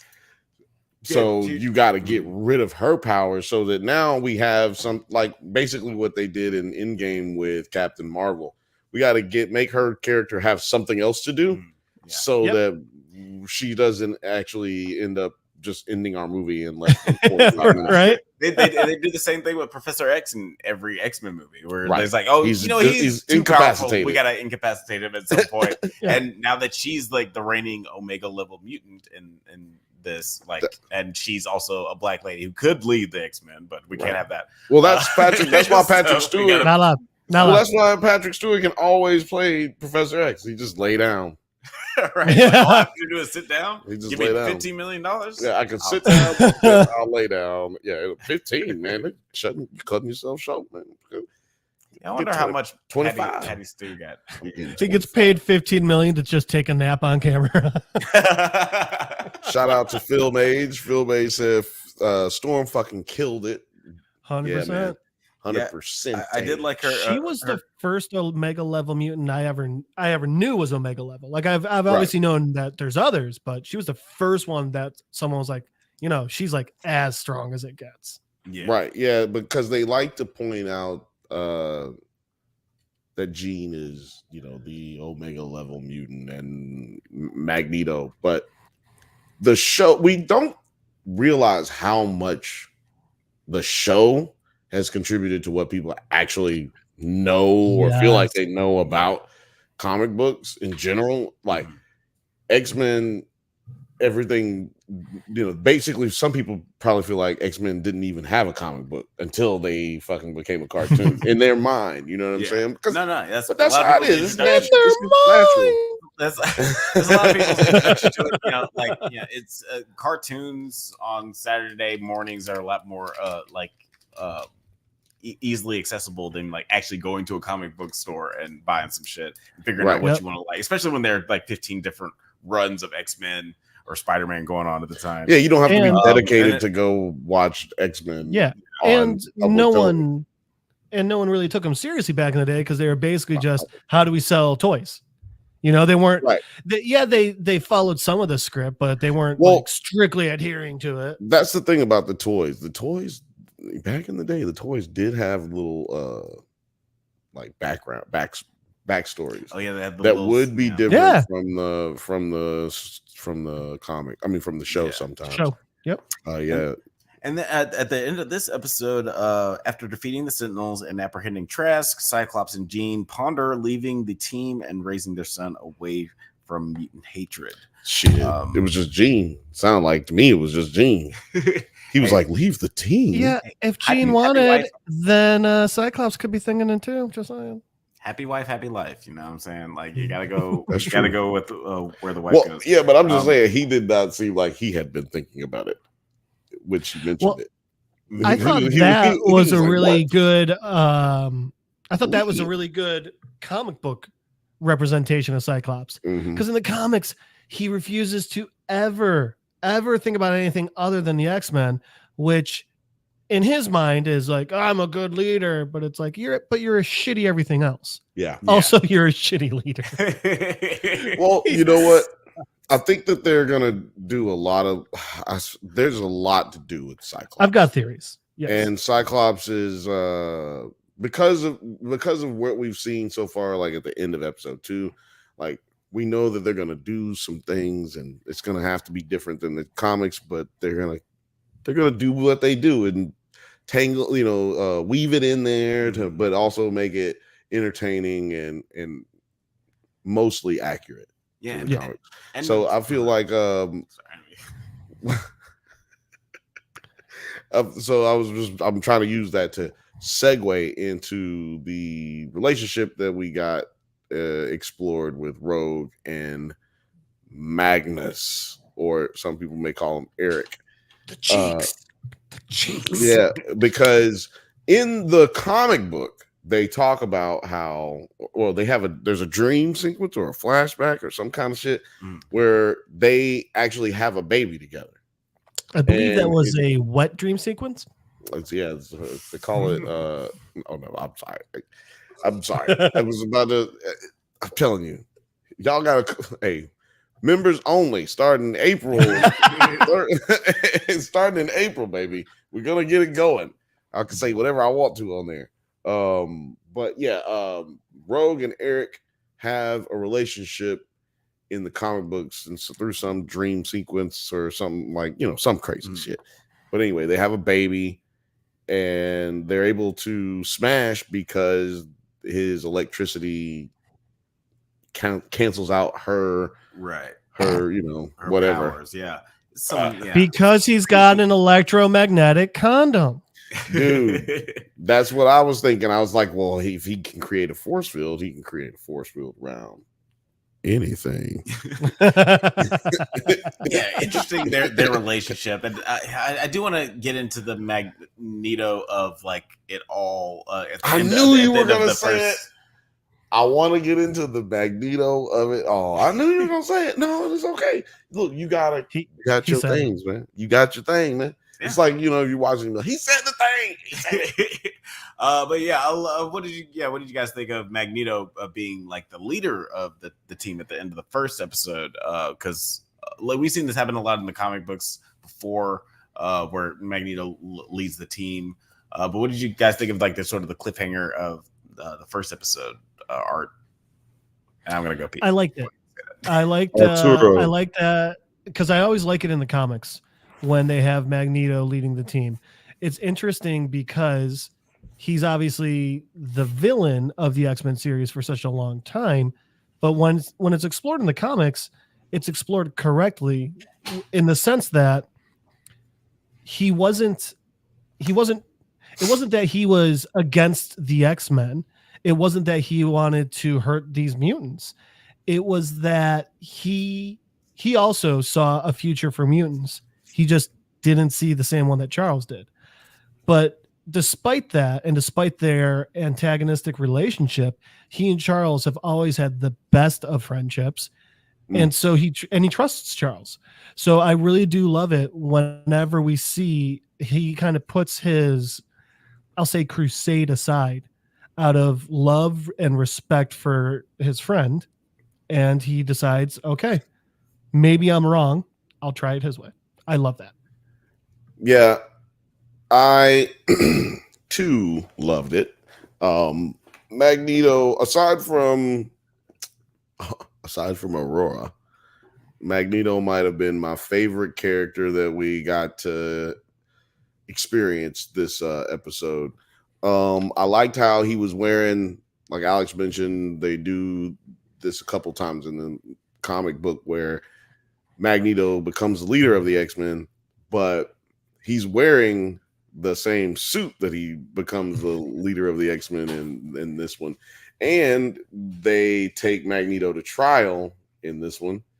And that's the one that's the same suit he was wearing in the trial in the comic book where he goes to trial. So I can't speak enough I could speak for hours on just Magneto. Like, let's just talk about the speech. The one thing that everybody wants to hear about us talking about. The speech that Magneto gave was on some Martin Luther King, Barack Obama-esque speech shit. Like, well, I'm gonna go off Mutant Luther King and the mutant Luther Hussein Obama. No, I'm joking.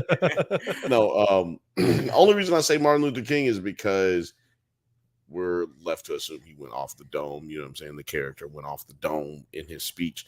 But Obama, as in this fact that he clearly had the speech written, right? He clearly had it written. This was a speech that was prepared. He's like, one day the UN will arrest me and I will have to atone for all sins of mutant kind. Also, the way he kept pausing, he was like, mutants will eventually. He kept looking at the bottom of he kept looking at his hand. He just kept flipping his palms up and just had a cheat sheet right there. Yeah, just, mutants have. Hold on 1 second. Is that a B or a P? So yeah, Magneto's whole speech was just so fucking inspirational. You know what I mean? Like, and also saddening because you realize when you're watching it that just applies to everything we got going on in the world right now. Like, and I'm not going to speak to anything specific because we want to keep this monetized. As monetized as possible. So I'm not going to speak to anything, but they literally, you could take things that he said in that speech and apply it to anything taking place global, any conflict that's taking place globally in our time period, in the real world today. Well, Bill, sorry, go ahead. No, I was just gonna say, like, one of the greatest things don't about one of the greatest things about X-Men is that it's this allegory for exploited people or for disenfranchised people. Like it's a really great one-to-one comparison with just how America treats people that they see as others. So I think like professional wrestlers. They don't have it easy. I agree with you, Alex. Yep. So we all listen at the altar of Alex. And this oh man, I don't. Anyway, this series is like a nice continuation of that. Like especially this speech. Like to your point, it feels very like Malcolm X, Stokely Carmichael. Goddamn. Stokely. Like this progressive, sort of militaristic form of just like having equality. It's like I want equality, and I just really want you to hear me, and I will do get my recognition by any means necessary. Like I really like that last scene because you don't really know what's gonna happen. But wait a minute, you're talking about when he took him off into space, right? I'm talking about before that, though. In the courtroom. So I have a question for Bill on that. All together, but I'm talking about more so at the beginning. Now, when he did, when he was talking about stepping on people's faces and squishing them like bugs, it's like I could do this. I like that. But no, go ahead, Jeff. So I got a question for you there, Bill. Now, correct me if I'm wrong, but in that original series, I don't remember them ever.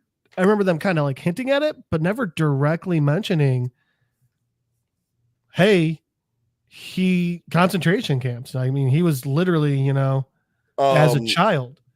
So I was really impressed that they did that with this. Okay, so I did do some research on that. So they never did really mention that in the cartoons, right? Because they don't even call him Eric until like season 3, maybe, or maybe it's season 2. Definitely not in season 1, because in the comic book, the Jim Lee era, he wasn't even introduced as Eric until after the cartoon came out. He was still known as Magneto, and that's why in the cartoon, the first time we hear his name, Xavier calls him Magnus. Yeah. He doesn't call him Eric, just calls him Magnus the entire first season because no one knew his actual name, and they introduced the Holocaust story later on after they gave him the name Eric. So I think it's a smart story to associate to his character. It is. But like, I guess, so let's just say it happened in 92, 93 that they gave him that tag, and then they started using Eric in the cartoon. I think like 2-3 years after the Holocaust. It's 2-3 years after Schindler's List. But I think they just wanted to stay away from it. But it was a children's show. That makes sense. Right. But I say that just to say, like, they could have done it. I think they just made it. They just were like, look, we're gonna have to actually show how that happened. Yeah. And how do we show that? And they did a good job of it in here. They didn't mention the Nazis. They didn't say what do you call it? Holocaust or concentration camp.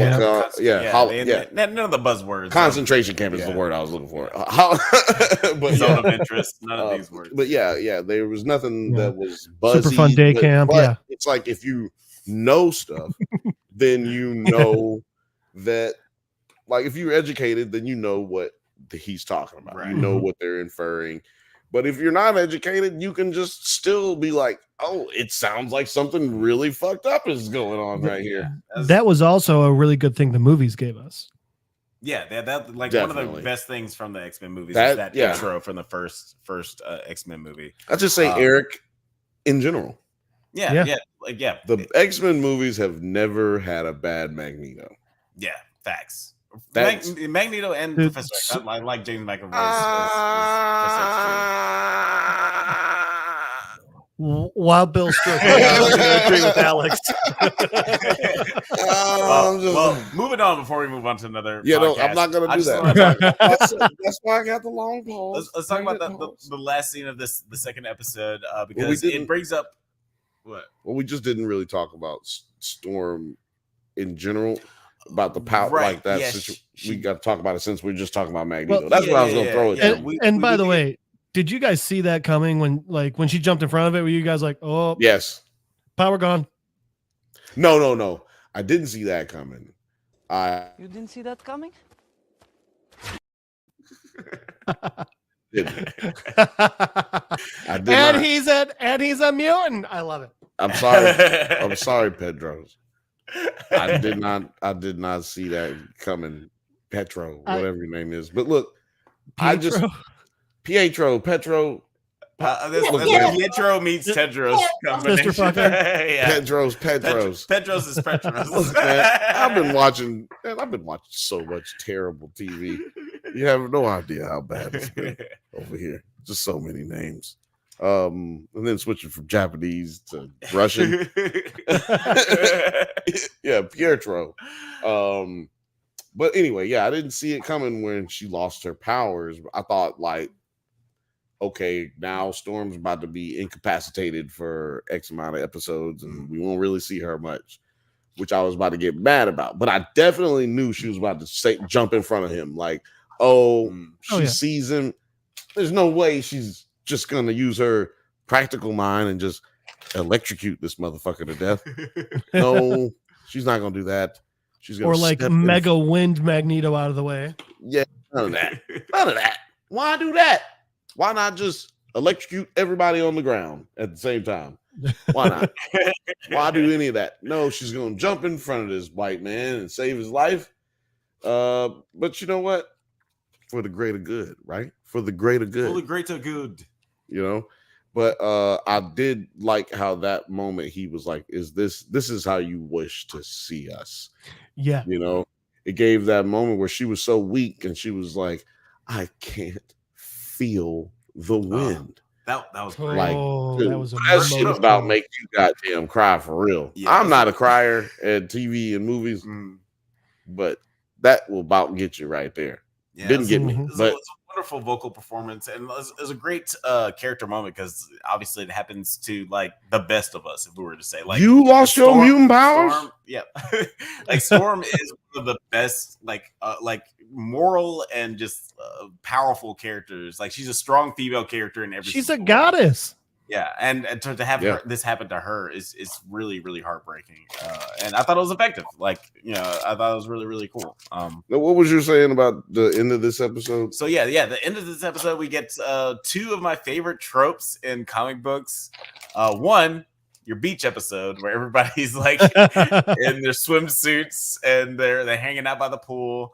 But also we get the timey-wimey wibbly wobbly. We get a Jean Grey that shows up at the front door of the X-Men mansion. Even though we already have our OG Jean Grey back here, totally her ego is Prego. Grey.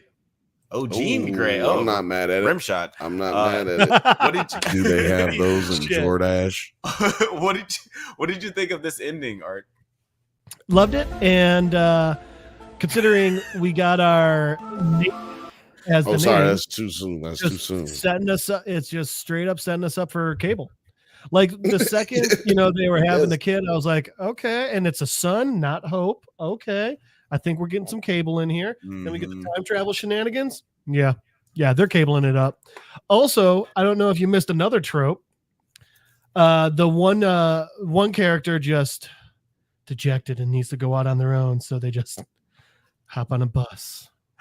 That was Gambit, right? No, it was Storm. No, Storm. Because I know that. But that was a trope too. Yeah. Yeah, Gambit was butthurt because in the past Rogue got butthurt. Gambit does fit a stereotype that would take the bus. Yeah. Somewhere. Gambit is the new Wolverine. Going across country, taking the bus somewhere. Yeah, that's definitely Gambit style. But yes, Alex, Gambit has become Wolverine. So hard up on a bitch who already got a nigga. Yeah. they're playing that same old song, but actually it's even worse for him. Wolverine, if Gene was like, yo, I want to be with you, Logan, he would be like, hell yeah, he could smash and everything would be great, right? Right. He would die. I mean, she would die and then he would live for another 300 years, but that has nothing to do with what we're talking about. Yeah. But Gambit, if Rogue was like, I don't fuck with Eric, I fuck with you, Gambit. Look at you, Remy. It could be me and you, LeBeau. And then he just be like, but I can't have sex with you, Cher. No. I still can't have sex with you, Cher. He would be sitting there like, but I shouldn't have sex with you, Cher. And then he would do it, and you'd see a skeleton looking like that episode of Futurama where all just like, right. Snoo. Death by snoo. Yeah, it seems like he'd be down for that. The death by snoo. Yeah, it had a very comic booky ending at the end of this episode, and I'm excited to see where we go forward, because it could go into very Days of Future Past kind of area, which they've already obviously explored in the series. But I do want to go into quick theory time. Okay. You know what I'm saying? So I do want theory time, because they can't hear it for 2 seconds, so we have to wait until they can hear us. We heard you the whole time this time. Oh, that's so weird. I know, right? Oh man, so fucked up. So yeah, you know what? I think it's because, never mind, I'll talk about that later. You know, all my jokes at the end of this podcast. Talk about that later. But yeah, check us out for the Bantha Bunch to find out Bill's theory on why that was happening. Oh my God! Please come all. Hold on, I'll just pull this one quote up real quick in this chat. This from the chat. He says, well, now there's 2 genes and Wolverine hiding behind a tree rubbing his hand. Yeah, Film Age knocking it out the park with that one. Hey, you can't take both of them now. Look here, Scotty. Right. Scotty too hotty. Let me go ahead and make a deal with you. Wolverine just had an instant orgasm. It was like, whichever one you haven't gotten pregnant, bub. We hear a snicked, but there's no claws on screen. I'll tell you one bone that hasn't gotten hard in a while. Oh, jeez. This is how you have to talk when there's a 3-body problem. Ooh. Oh, see, Alex, I'm giving you. See, nice. You hadn't seen it yet, so I only want to. You should come on Thursday to the Bench Bunch and talk about your feelings about how you feel disgraced about not fucking watching. Yeah, I'll come on and talk about how I've not watched the show. Yeah, you're shame. But yeah, what were we talking about exactly? Theories. Oh yeah, theory time. There's this theory time. Alex, any theories? What's gonna God damn, do I just? You know what? Don't stop my music this time. God damn it. They blocked the X-Files music. Oh no, but I got it approved again. All right. We're sharing. We're sharing revenue. Sharing is caring. Sharing is caring. Jeff, how do you think this is going to play out? So there's 2 things that are definitely going to happen, or not definitely, but likely. One, Storm's going to get her powers back. Yeah, Storm is. They got to give her powers back. It's going to be the big redemption arc of. There's going to be some big bad at the end. And they're going to be about to lose, and then boom, Storm busts in newly powered and fuck shit up. Yeah. Now with our time traveling Gene, I think, like I said, that brings up some Cable stuff we're going to get, and I'm wondering if they're going to use the time travel as a way to fix Storm's powers. Yeah. Either travel to the future where they can restore them, or travel to the past and stop her from getting hit, or like messing with the gun before he fires it or some shit. I like it. You got another one? Or That's my only one so far. Okay, Alex, you got any timey-wimey, wibbly-wobbly stuff involved, or you got any other theories that may happen? No. Any predictions, like anything you think we might see going forward? Yeah, no theories or predictions necessarily. Like, boring. I'm excited to see where they go with all the time travel stuff, and I like the idea that I like I'm the sorry, idea of what are your? I just never have an opportunity to hit the boo. No, Every time I speak, there you go. I have no theories. I'm just saying, see what happens next. You have any theories of what happens next? Well, you don't have a theory about what's going to happen with Gambit. You don't have a theory about what's going to happen. No, I'm just with Gene. No, I'm like honestly, I'm genuinely excited to see what happens next. I think we're gonna see Sinister soon. Ooh, Sinister. You know what that could be some Storm getting her powers back too, right there. Yeah, I think we're gonna. Yeah, exactly. It could be. You know what I'm saying? Mm-hmm. So I think we're gonna probably see. What was the other one? What was the other one? Oh yeah. So yeah, I think we're gonna see Sinister because of the Gene clone. That's gonna be a clone situation. But which one is really Gene and which one is the clone? Okay, I think it's Terry. Personally, it's obviously it's Terry. So Sinister will give Storm back her powers for feet pictures. I don't. Dude, smart. Yeah, that's a fair trade. I think the judges saying that is a fair and that is an appropriate answer. I think that Storm's gonna get her powers back for sure because it does happen in the comics, and I do think that the Rogue and Magneto thing won't last. Yeah, no, definitely.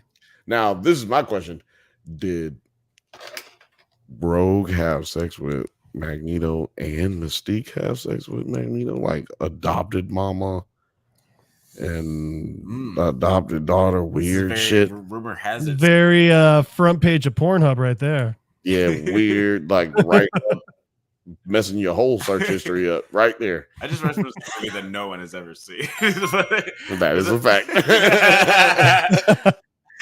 Judges say that is correct. I've got a question for the group. Right, and producer T, you can get in on this one too.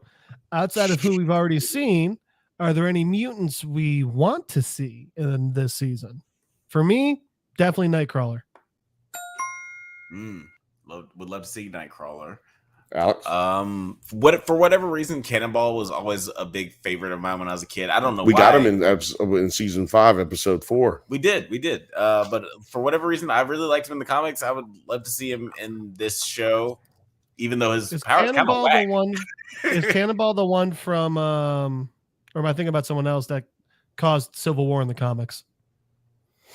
No. Cannonballs. He can fly with rockets coming out of the back of his ass. It's basically his half legs. of Human He Torch. poops fire. Yeah, I gotcha. It's Human Torch from the waist down. Yeah, but I think we will get Pure lightning in my pants. we could get Cannonball because we did get a clip of Morrow in this in this. So we could get Cannonball there in the same. They're in the team at the same time. Yeah. So, and one of my favorite storylines is when they kind of have a connection, like they have a bonding moment in the comics. Marrow and kind of Cannonball. Like I really nobody else you. No. Weirdly, Cannonball is the first thing that comes to mind. I'm looking for Bobby. Ooh, Bobby Ice. Bobby. Oh yeah, get us another Omega level. I would like to see the Iceman. Yeah, and that's another. Yeah, exactly. Another Omega level that never got used right, and we could really have some moments that redeem what they did in the original series. Film Age says, "What about you, producer with Psylocke?" Ooh, Film Age. Has Colossus shown up? Not yet. Well, only as the same way as Psylocke. Morph turned into both of those. Yeah. But only by by that way. Villain wise, I want to see Omega Red. Ooh, that'd be a good one. Oh, love Omega Red. Brewski. I hear you. I would love to see him come back. But guys, let us know in the comments who you would like to see on the show. I want to see Apocalypse. I was thinking about. Oh yeah, but we're not getting him this season. Maybe Omega Red. We're gonna get him this season. Oh man, We're already. How many episodes are you getting? That's always a fun one to throw in. I don't remember how many we're getting. That's a question for Bantha Bunch. Thursday, 7 p.m. Pacific time. That's the Bantha Bunch. 10 episodes. Yeah, I didn't want it to be 10. With, by the way, it looks like the last 3 are a trilogy to end it. Tolerance is Extinction, Part 1, Part 2, Part 3. Well, they used to do that all the time in the other series. Like most of the episodes are just 3-4 part series. So just like a comic book. Yeah, we actually have a comic book show. By the way, real quick, not Cannonball, Speedball was the cause of Civil War in the comics. That was my bad. Okay. Speedball. Okay. Yeah, okay. Oh. Isn't that the cause of every war? Our resident comic book historian. Oh, he goes pretty fucked up because he accidentally causes it. Then afterwards, his power he accidentally causes it by getting like 150 kids, like grade school children killed. But so then afterwards, his powers go wonky, and he can only activate them if he's hurting. So he designs a suit with inward-facing spikes, the exact same amount of spikes as people that died that day. So every time to use his powers, he has to fucking cut himself. Oh. And he goes by the name Penance. Oh, Jesus. Isn't that awesome? That sounds like if he was in Gen V, he would have had like a really good role. Like he would have had plot armor like nobody's business. We can fuck him up and he get more powerful. Like, oh yeah. It sounds to me like he's going to a lot of emo nights with me. Oh yeah. But we're gonna move it on to our next topic. We're talking about him and Keith can hang out together. We're talking about the finale of Halo, season 2, and the last episode is called, surprisingly, Halo. Hey, that's the name of the show. So it was a really interesting way to. It's a really interesting way to like sort of close out the season. We've been talking about how it's better than the first one. Do you have any initial thoughts on season 2, Bill? Do I have any thoughts on season 2? Initial. Do I have any thoughts on season 2? Don't say normal things like they're weird. This is a podcast. Like, let me tell you. Sounds like he's ramping up to say no. Let me tell you something, man. So you can't even hear. He unplugged himself on purpose so he don't have to hear his. I can't work like this. No, you know how I feel, man. It's fucking amazing. This season compared to season 1 was like either would I rather get my dick sucked or get a hand job? Okay. Would I rather have sex or would I rather have a blow up doll? It's like satisfying, but not. It could be better. These things are all completely different spectrums, man. It was great, man. It was like, man, I can't even really explain it any better than I just did, actually. There's no two larger juxtapositions than what I'm trying to explain right now. It was pretty, like, extreme, the differences between season 1 and 2. And like we mentioned off pod, there were some things in the later part of the season that weren't quite as great as, like, it was spectacular as last episode. Yeah, it's hard ending a thing. But I felt like the season definitely outdid the first season by miles and miles. Art, what were your expectations? Like, did you finish the season 1? Because I know you were kind of like watching both. Oh, I finished season 1. What did you think? Right. So, he did finish season 1. I forgot he finished season 1. To paraphrase Tom Segura, paraphrasing Mike Tyson, I fucking love season 2. It was just night and day how much better it was. It was insane. It was like you were watching. It's like you were watching 2 different shows, but like that stem from the same book material. You know? Oh yeah. Ahsoka and Andor. Yeah, exactly. Yeah. It's exactly that. It's like, okay, if you watched the shit one, you'll get the references in this one, but like, oof. WandaVision and You really wish you didn't have to watch the shit one. WandaVision and Secret Wars. It's just like, you know. Exactly. Yeah. That's how I feel about between the two. The worst. Even the fucking last episode of season 1 sucked, and that was like the cool big battle. It's like, God, fuck you and just end. Yeah, you know what? If you go back and listen to our initial reaction to all of these episodes, like the season 1 episodes, we were like giving it excuses. We were like up and down, like, you know, just like we are objectively about most shows like that we cover. We were just like, yeah, you know, okay, we'll see what happens. That last episode, we brought out all the guns. It was like, hey man, fuck this show. And then so everything that we gave a pass before, we were like, yo, fuck that. Nah, we fucked up the whole fucking show because this fucking last episode was supposed to be the one reason that we gave everything a pass and they fucked it up. But this episode, I mean, this season was vastly different than that. And for sure.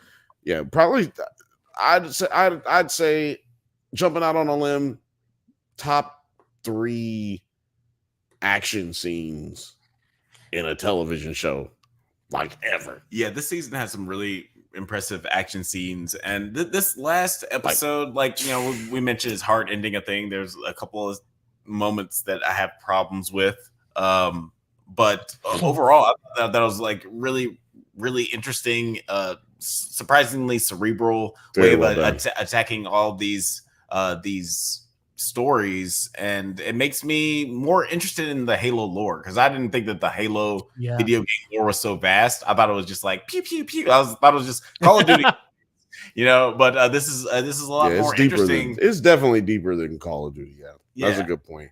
But for those who don't play games but know those cultural references, yeah, right, yeah, like, and this is way more interesting than I thought it was. It had the potential to be. And even just the character work, which I'm sure that they diverted from the source material with stuff like Master Chief, Halsey, Master like Chief. They get way deep into these characters. That's my nickname, way more than I would. Master Chief. Shout out to Chief, that's man. That's Chief Keef's cousin. You know, that was my homegirl back in the Toledo. day. I know she probably not watching right now, but if you are watching, Master Chief, you was the big chief. But yeah, I really liked a lot of things they did with this season, and the character work, and just the way that they just improved on every way. Cinematography, writing, acting. Well, acting's always been good. That's one thing that's always been pretty great. But yeah, that's what happens when you fire everybody, baby. They fired everybody. The guard. So yeah, real quick on the acting though, and we've covered this in past episodes. Yeah, the actors still did a good job, but you could tell they didn't believe in the show last season. Yeah. And so while they were still acting very well, you could just feel something was off the entire time. This season, damn. Yeah, it's a lot of big difference when the actors can believe the words that they're saying. Yeah, the show was so bad. Show was so bad last season. I didn't even realize there were pretty people in the show.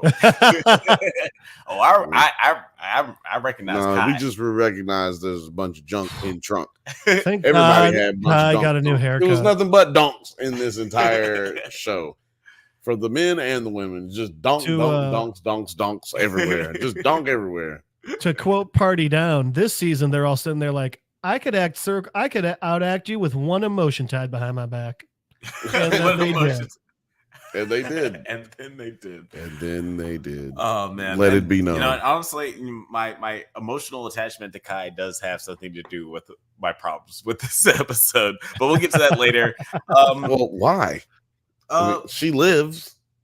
Well, you know, we'll talk about that. And then later on, in this episode, an overeager biologist in a bird. I mean, we're just going to talk about this in storylines rather than you just run us down, and then we'll pick it up. Yeah, that's run the whole thing down. You can run the whole thing down. That's what I'm doing. I'm just saying, like, I'm not gonna go through the storyline because we'll just be jumping back and forth. We're gonna do that anyway. That's what. Yeah, exactly. Good job. An overeager biologist inadvertently releases spores from the canister recovered by Halsey and Miranda, which quickly transforms the base's personnel into zombie-like creatures. So we get a Last of Us Halo crossover. This is gonna be like it's gonna be like the Terminator and who stole from who? That's what I want to know. So are you saying Master Chief is Pedro Pascal? Yep. He's also Mandalorian. Mandalorian. There's some Mandalorian Pedro, Halo similarities. Pedro Master Chief. Pedro Mask. There's an SNL sketch in here somewhere. There is. Just know there's three. At least three. But yeah, what did you guys think of just like this? The Mandalorian Chief. Mandalorian Chief. Because honestly, the zombie outbreak and the manifestation of it does remind me a lot of the last. No, they had the spores coming out of the mouth. So that's what I'm trying to say. Like, which one came first? This is weird. Was this a thing that was in Halo? So you're our resident, you're our resident Halo. I'm not going to be too much help though, because so in the first one, when you're facing off against the Flood, I remember them being like these little annoying little fuckers that are running towards you, but like they can't get into your suit, obviously. But it was just like they overwhelmed you. Like that's why they were the Flood. They just like it was literally like a tide of these little alien pricks coming at you. I know that there's a Halo comic book that did make the Flood into, I mean, like these type of zombie yerk like shit, you know. So I just don't know is the issue. I don't know if in Halo 2 or beyond if the Flood evolved, but no pressure. The more you don't know, the Flood was always there since the first Halo. The more you don't know, the more you're just like us. It's okay. I really wish we had the more you know, just pan across right there. Oh, I'm about to get it. Dude. I meant to have that. You also got to edit that one to have the more you don't know. That's going to take a person with education. What I really want is like I'm not sure if you guys remember the RoboCop Terminator 2 like crossover video game that they had back in the day. This episode just really made me want to have a Halo Last of Us video game crossover. Like where we could just have zombie game. Oh my god. It's just like anyway. Zombie games? Yeah. I said that. Oh yeah. I said it in Los Angeles. I said it. What do you think about the zombie crossover into this world? Because I guess it's a part of the lore, so I'm not like mad at it. I don't really feel like it much matters. It clearly has something to do with the Red Priestess that we see that took over Quan's visual shit. Yeah, Rich Homie Quan. Keep seeing her. Mm-hmm. So I think it might have something to do with that a little bit, but I feel like they put too much emphasis on that in this episode of the actual virus. Yeah, that should have been something that could have been popped up at the end more than it did, considering there was so much that they had to explain. Like I was more so concerned with how quickly they just did away with Diaz's and Kai's story to talk about those stories. Yeah. Oh yeah, Perez. No, to your point, it seemed like Pers. America. It does seem like the zombie outbreak kind of perforates all the other storylines in this episode, whereas like, oh no, this is the more important thing now, which is funny because this is the first time we've even heard about it. Because it just got opened up last episode, right? But they're trying to lead us into something that's going to happen next season. You know, a big story that's really going to. It's not going to be a new threat. It's just that I feel like there's less going to be emphasis on the Covenant, just because they're going to realize, or they're coming to realize, that they both come from the same species, originate from the same species. But Jeff, go ahead. Got some info. The Flood have been around since 2001. As early as the game before Halo 2, not Halo 1. There was one between the two of them. And they have always been this parasitic, as the creator called them, a fungal zombie species. So Halo got it first. The other thing, and this is interesting, and I'm going to ask you guys if you want to hear it or not, because it's a potential big spoiler. Would you guys like to hear the next bit I found out about the flood? Yeah, because it could hit us with like, some theories, you know what I'm saying? The flood are the reason the original universe-spanning species are gone. So the people that made the Halo, the people who's like the common ancestor, they're gone because of the flood. So they were wiped out because of this species, this organism. And they kind of hinted toward that in this episode, yeah. How? Yep. Well, Hosley says when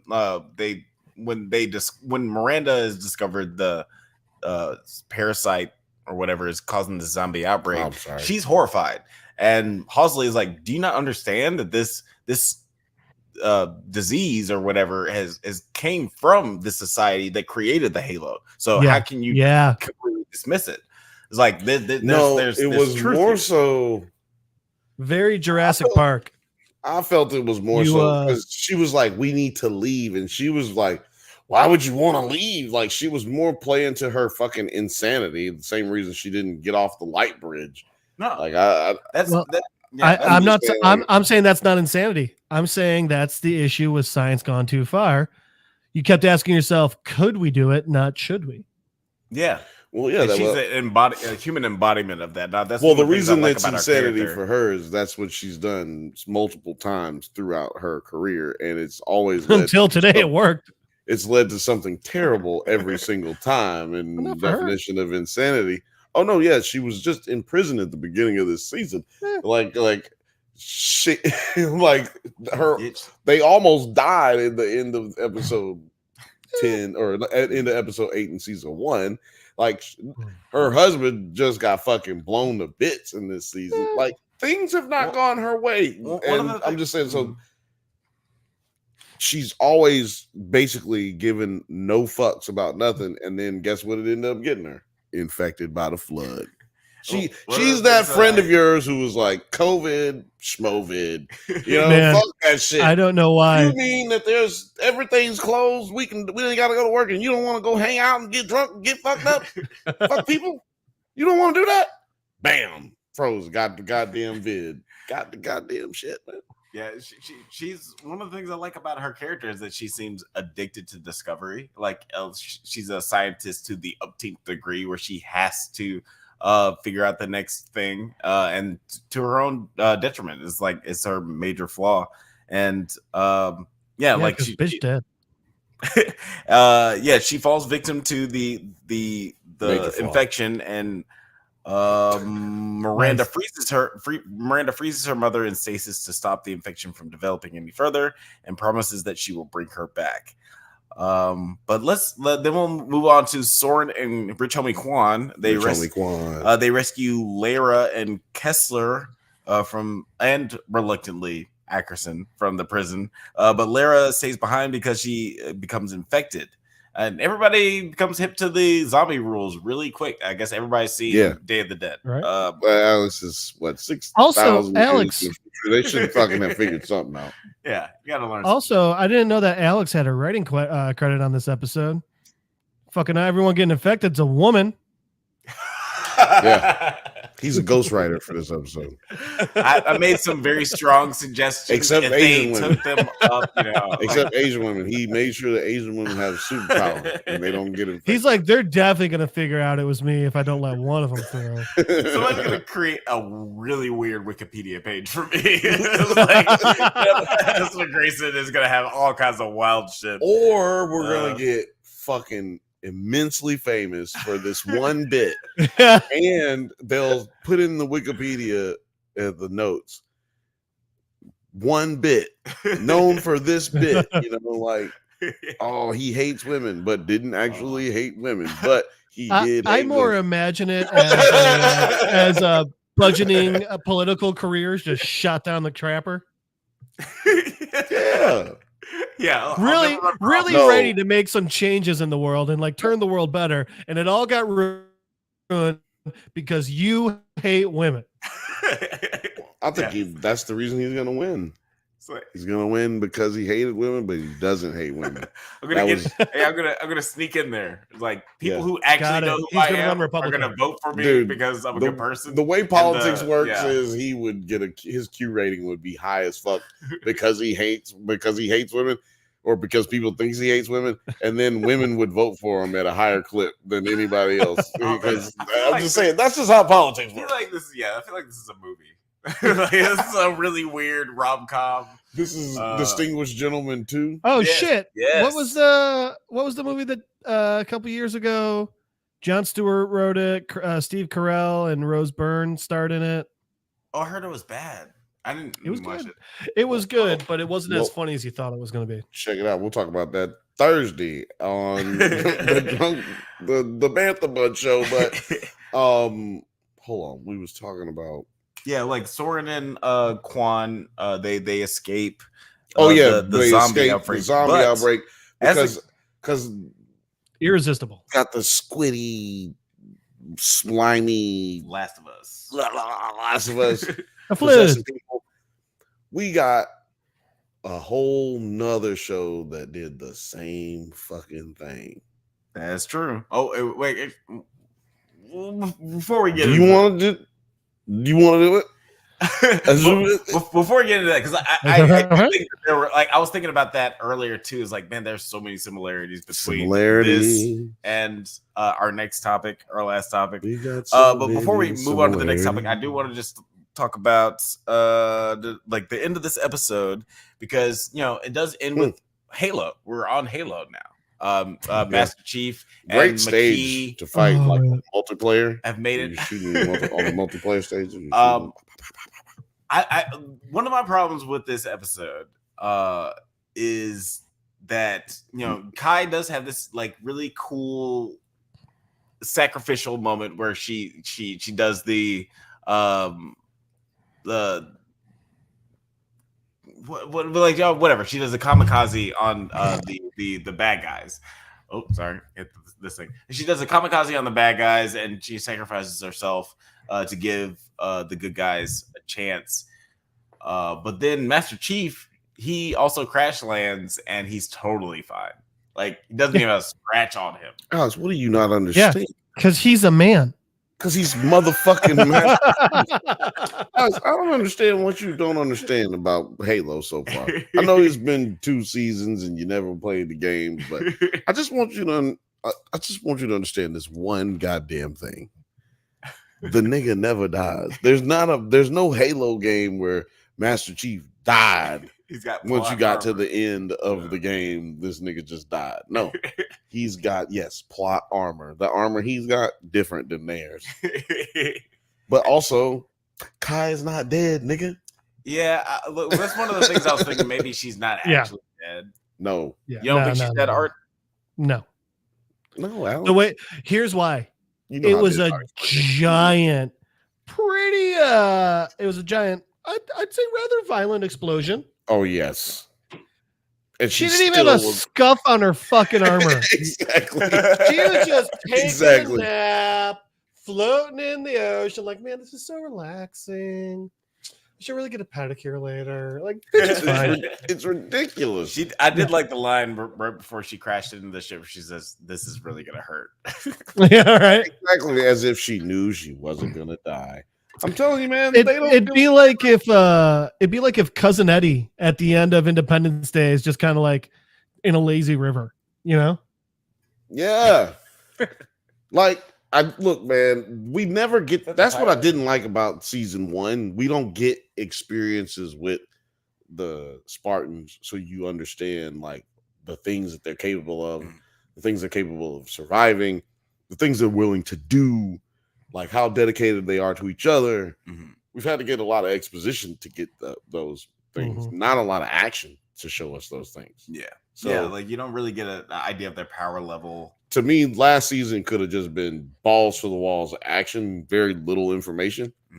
And then this season give us all the information as they've done, basically, because we really didn't get no information last season with all the information that they gave us. Like, we really still don't know what the fuck was going on until this season, which is so dope and refreshing that they gave it to us the way they gave it to us. That sounds really sexual, but it was refreshing. No, to your point, the way they gave us just what we wanted. Exactly. The way they hit it from the side, and then they turned everything upside down.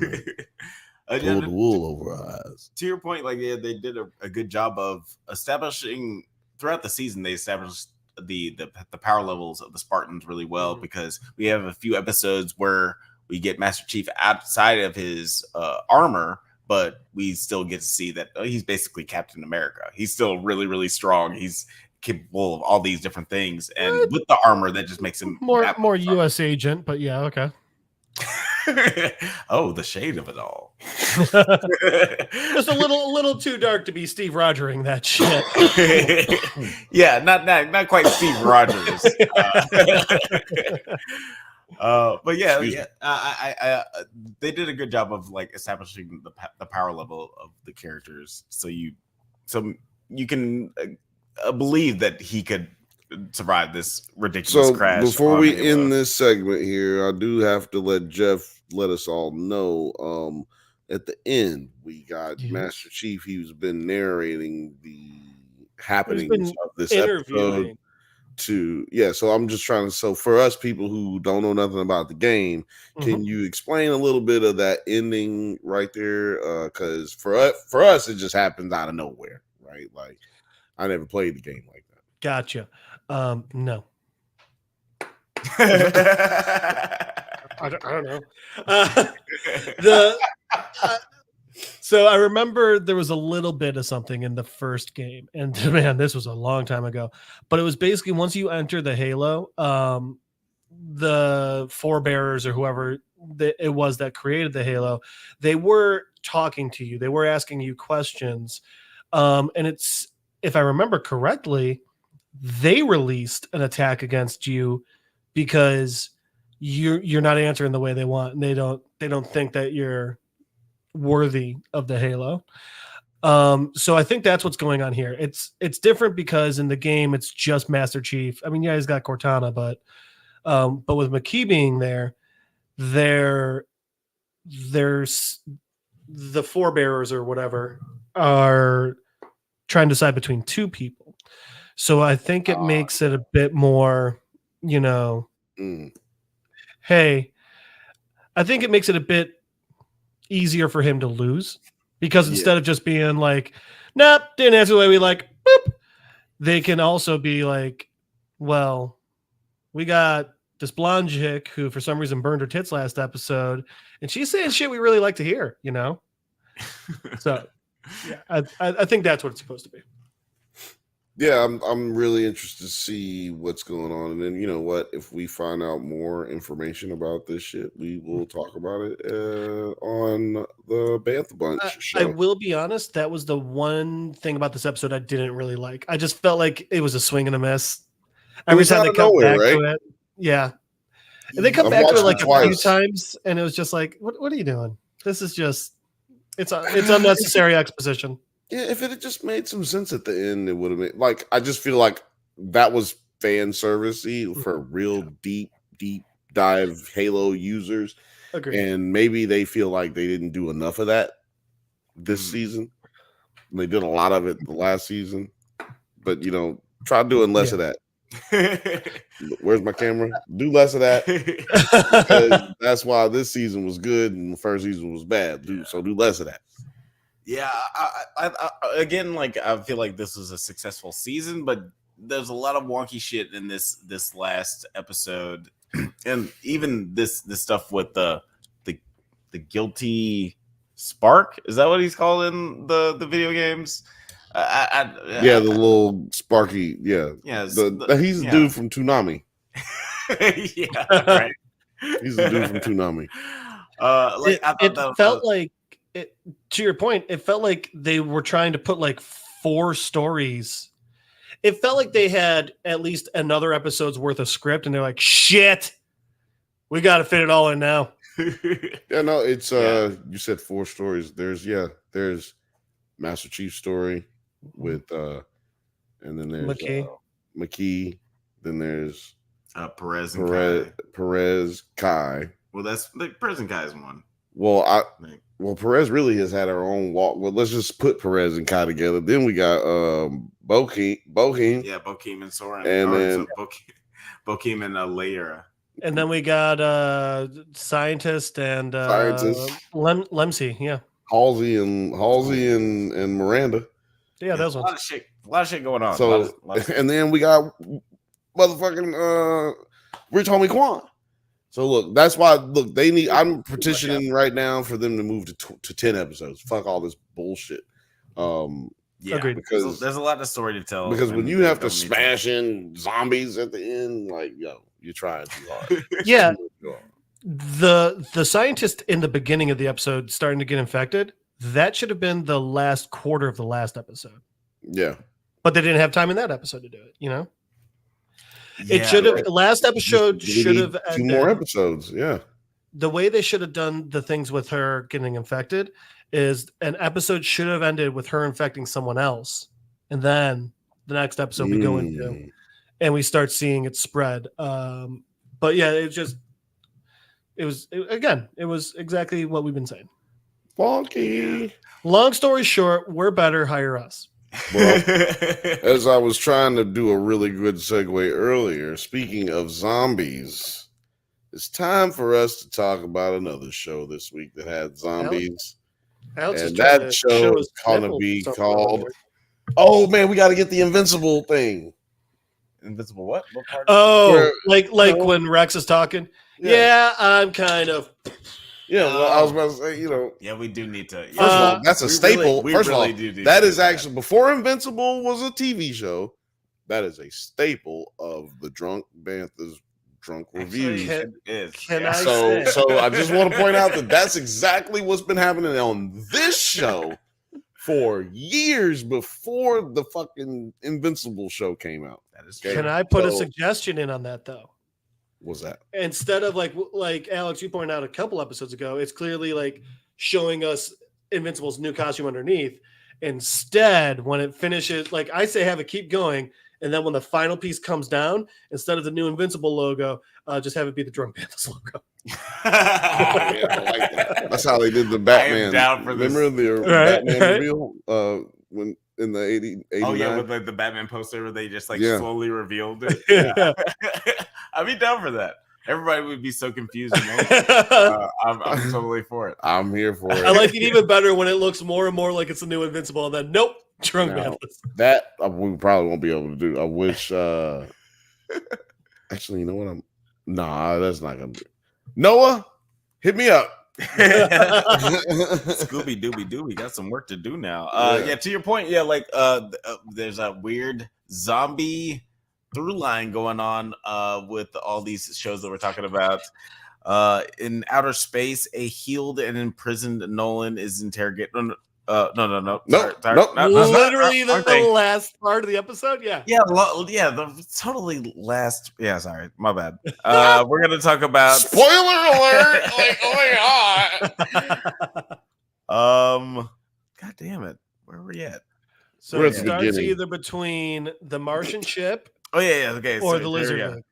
Well, this is all outer space stuff. So this is why I put it in this section. A healed and imprisoned Nolan is interrogated by Craig for his loyalty to Earth, while the Guardians interrogated by who? Craig. For his loyalty to Earth, while the Guardians narrowly escape the Sequids and rescue the real astronaut Russ and bring him back to Big Earth. Homie Russ. What do you guys think about all these interspatial adventures? Let's talk interspatial.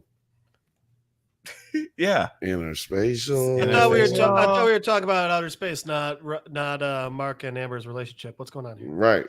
That's what I'm trying to say. I was gonna say, did Mark and Amber go to space and have sexual relations? That'd be dope. Nolan find a new wife. Yeah, actually, you know what? It's been about a half hour. He should have a new family by now. You know what? Mark even existing is interspatial. So what am I talking about? Yeah. What are we talking about, Jeff? Interspatial has been happening since the beginning of this existence of this show, Alex.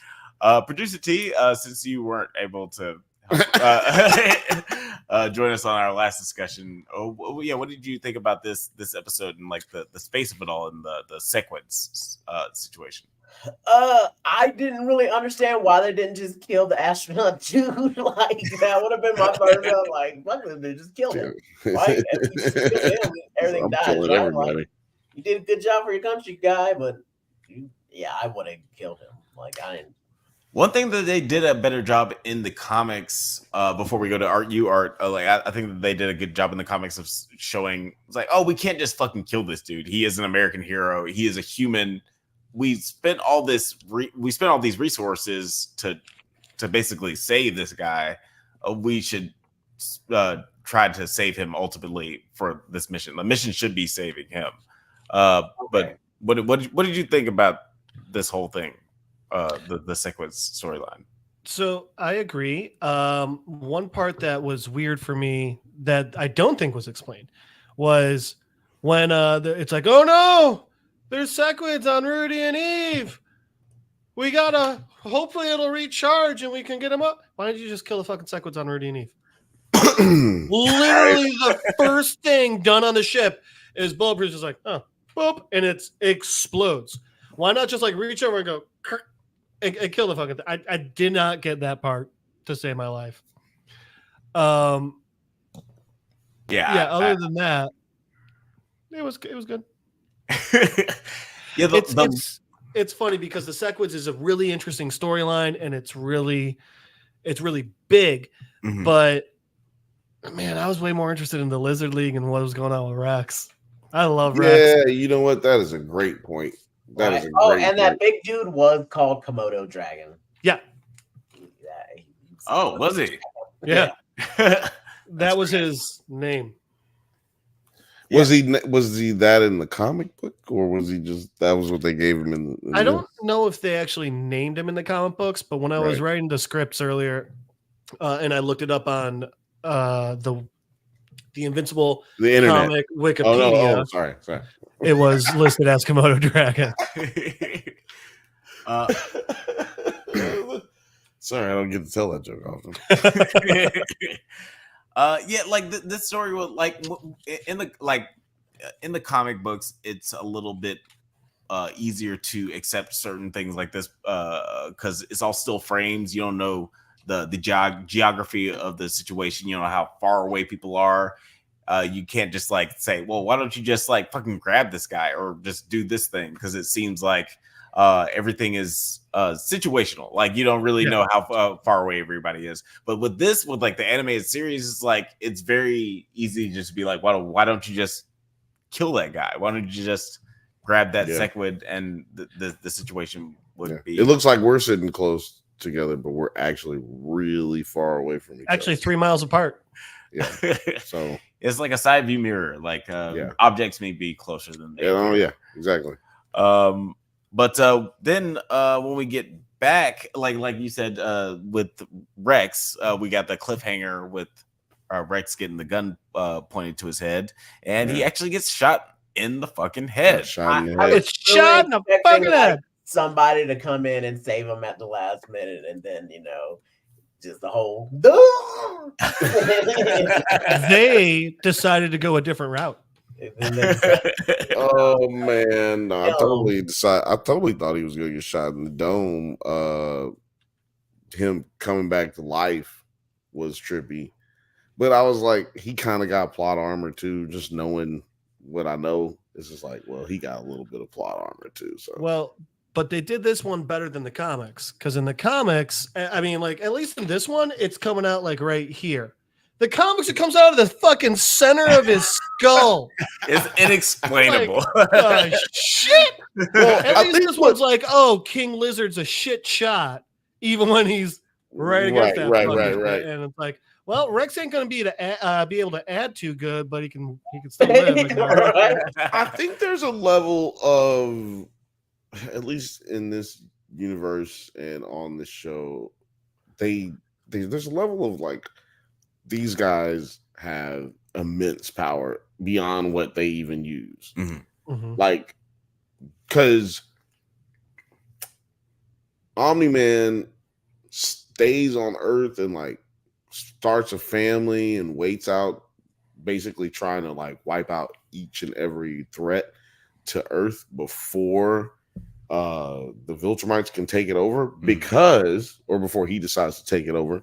It's because he felt like there were people who could actually try to like come up against him and like stop him and stop the Viltrumites. So I think that there's a situation where some of these characters don't know how to use their powers to the fullest extent. And we, no spoilers, but there are characters that we have that aren't, they haven't reached that power level yet. Well, look they at haven't hit the 5 yet. Look at the special Adam Eve episode. Even in that one, she goes from a base level and then unlocks and gets more powerful, Right, exactly. And I just, maybe that's the same thing for Rexplode, you know what I mean? No, yeah, I feel like the comic and the show continues to have these really great examples of just like the human spirit, like how it's able to overcome these really insurmountable obstacles, and they do it in the most graphic and awesome way on the show. But I feel like there's a lot of examples that they've done on the show, and I'm sure we'll get in the future that shows just how great humans are at overcoming these great obstacles. Really great at it. And speaking of humans and trying to overcome obstacles, Debbie decides to raise Mark's half brother and names him Oliver. Which was the name of her dad, right? That's what. It's the name of her dad. And thank God, because dude, in the comics, there's like 5 fucking issues where you're just like, Mark's little brother. Can you give him a fucking name? Mark's little brother. Yeah. It's like Dragon Ball Z long, like Dragon Ball Z Spirit Bomb long. I had to come up with some really fun ways to describe that little fucker. And despite her suspicions of Cecil, she accepts a nanny he hired to help care for him. Now, I thought this was like an interesting storyline because she's obviously dealing with a lot. But he is kind of like a little mutant baby, like, so you need like some sort of like somebody from the Xavier Institute to raise this kid. What did you guys think of mutant just this whole storyline with him getting ingratiated with human life? T. Just like looking at this little purple ass Mark, mini Mark. But I'm still trying to figure out what Cecil's whole angle is. No, he's not like really trying to be like, he's like, oh cool, we got another half Viltrumite on this shit, man. Gotta train him up and make sure he's on our team because that's a powerful. It's like Cecil has his own goals of how he keeps trying to give Debbie this help. It's like, you're still trying to spy on her, bro. And then like for like that first lady to come in and her throw her out, be like, oh, you're a spy. I know it. Damn you, Cecil. And then the next Is it cool? For her to be like, oh, I guess it's cool. It's like, all right, I guess. They could have maybe segued it in a little better, but we'll see. I see what the mom is going through, but damn, she's like really at that phase of where she wants to. She's not taking this empty nest thing at all, right? And so like this little baby's kind of like a blessing for her. So I guess she needs this. So let her have it. Yeah, it's a kind of a blessing in disguise where she's able to nurture this this person in Oliver and raise him, and I like what they're doing with Cecil, where he does seem like he's sincere and he has a lot of good points as far as Oliver's like assimilation with Earth life, but also you imagine that he has his own motivations and trying to mold him. How did you feel about this whole Debbie raising little alien bastard kid? The bug bastard? It really has not hit me like that. I feel everything that y'all talking about, like great points, but it hadn't hit me like that. To me, it almost doesn't matter. You know what I mean? Like, it's comic books. So shit, like fuck yeah, some shit like this happened. Yeah, you goddamn right, some shit like this happened. You know what I mean? Like that's how I look at it. Like, no, it doesn't surprise me. Any of this, nothing is shocking. What was shocking to me though was the fact that she kept the baby. Like she know that the babysitter is still with the company, but I'm still gonna rock with you anyway. Right? Yeah, like, exactly. That kind of just made the whole situation just stupid.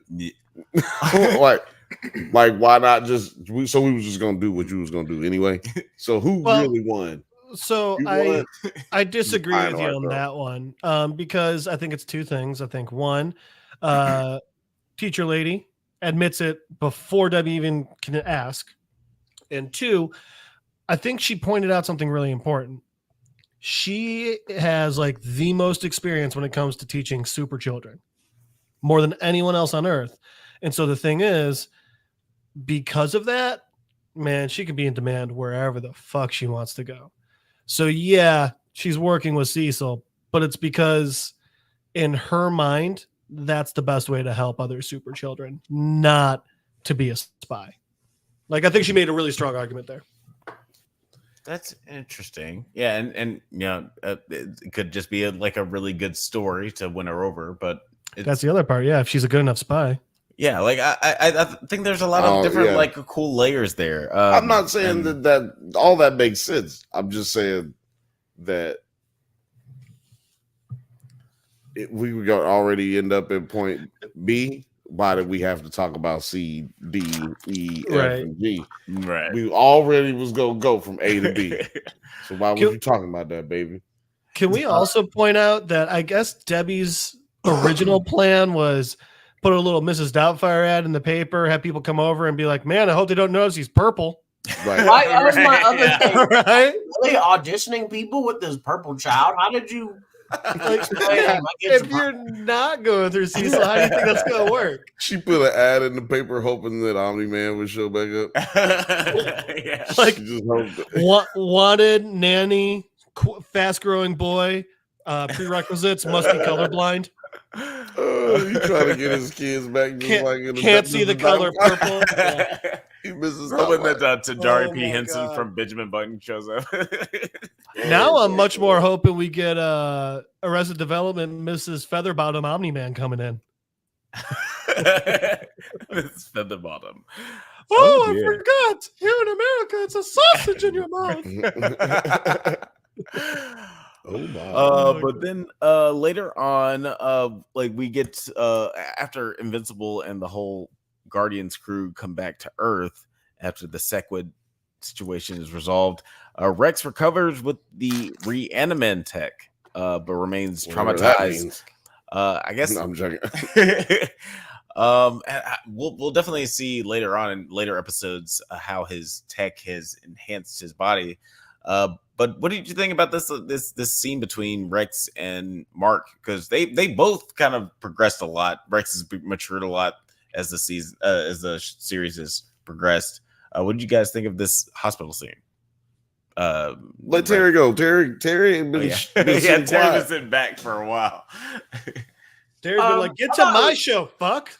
I thought it was a real sweet scene of them, like, because Rex kind of like gave him the shit as soon as he joined the team, so they really haven't been like too cool. So like, for him to be like, "Hey man, I know I'm all fucked up right now, but you look like you're going through it, man. You don't have to what's up? Talk to me."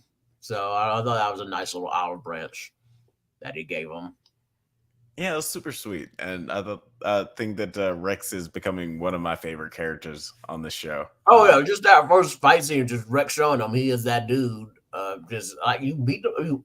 Did he beat that man to death with his like little?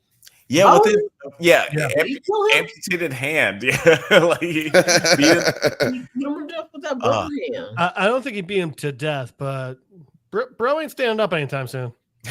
Yeah, and we were talking about Gambit earlier with X-Men. This is the Gambit of this universe. He even has like the weird like head condom, yeah.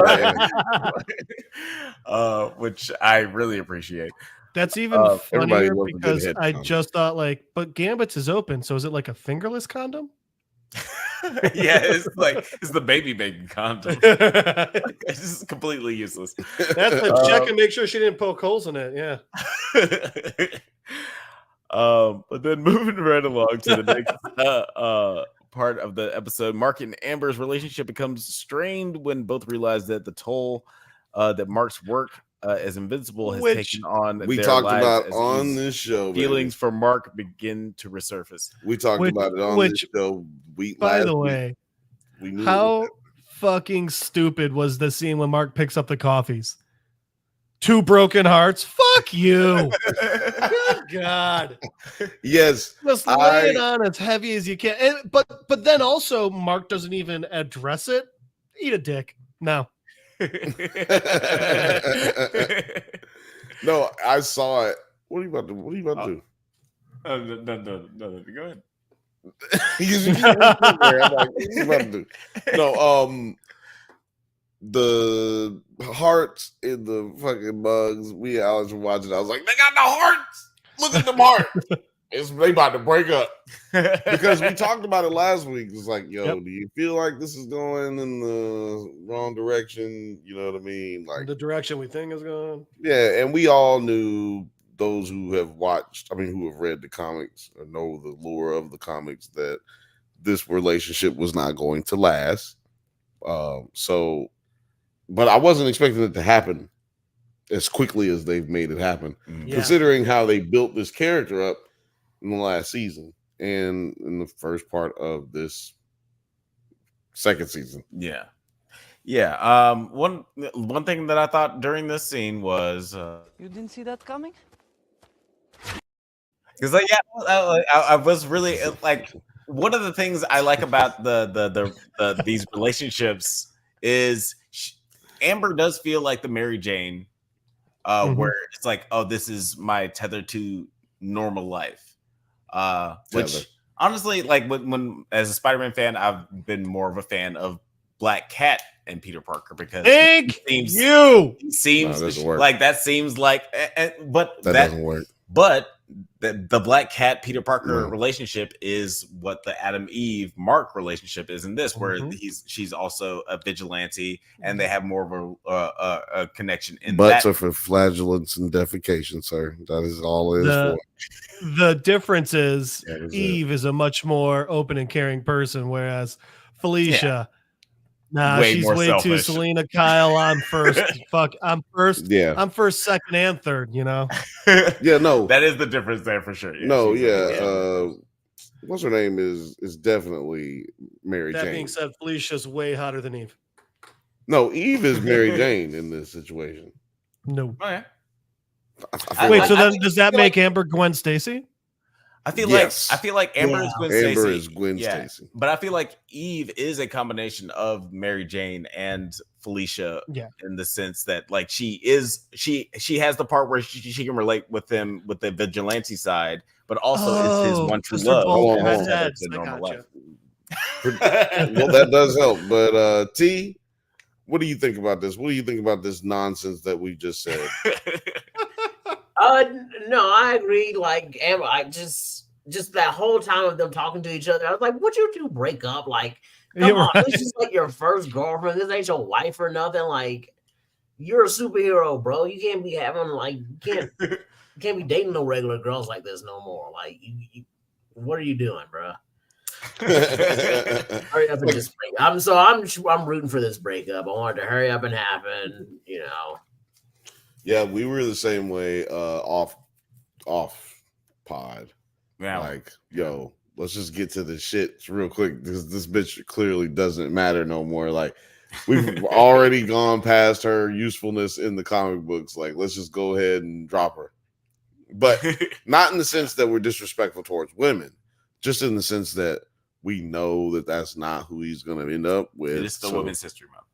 Man, Yeah, look yeah. at Bill being a good Right. brother and trying to keep Alex out of the fire. I was trying to keep myself out of the fire. She ain't no ride or die human like Debbie, So Absolutely. that's just No, not. I have. It's a lot, and she's still young. And like to your point, like Way Terry, too young for this. we've all been young and thought that your 19-year-old love or whatever, or your crush or whatever is gonna be forever. Like God, we were what? so fucking cringy. I did not. I never thought those things. All right, I mean, but yeah, like, a lot of people, just like very young and ambitious, and just like you think that it's like, oh, this is gonna be the rest of my life. This is the love of my life. Right, It's like the guys who made Mad Max, the first one. That ambition, that sense of like, oh, it's all I have to do is just make this movie, and everything else will work out fine. Exactly, everything. But I mean, to George Miller's point, it worked out really well for him. It did. But yeah, like I like the depiction of these young people in love making really bad decisions. Yep. Based on like not knowing what their future is gonna look like. Yep. Not wearing condoms. But I also like how it's shorter. It's much shorter than it was in the comics. As far as like them getting to the realization that maybe they're not gonna work out. You feel like it was shorter? Yeah. I mean, in comparison to how much they've moved up everything. Well, in comparison, that's what I'm talking about. Yeah, everything they've shortened, and including. So that's what I'm saying. So that's what I say. It happened a little faster than I thought it would because they've moved everything up.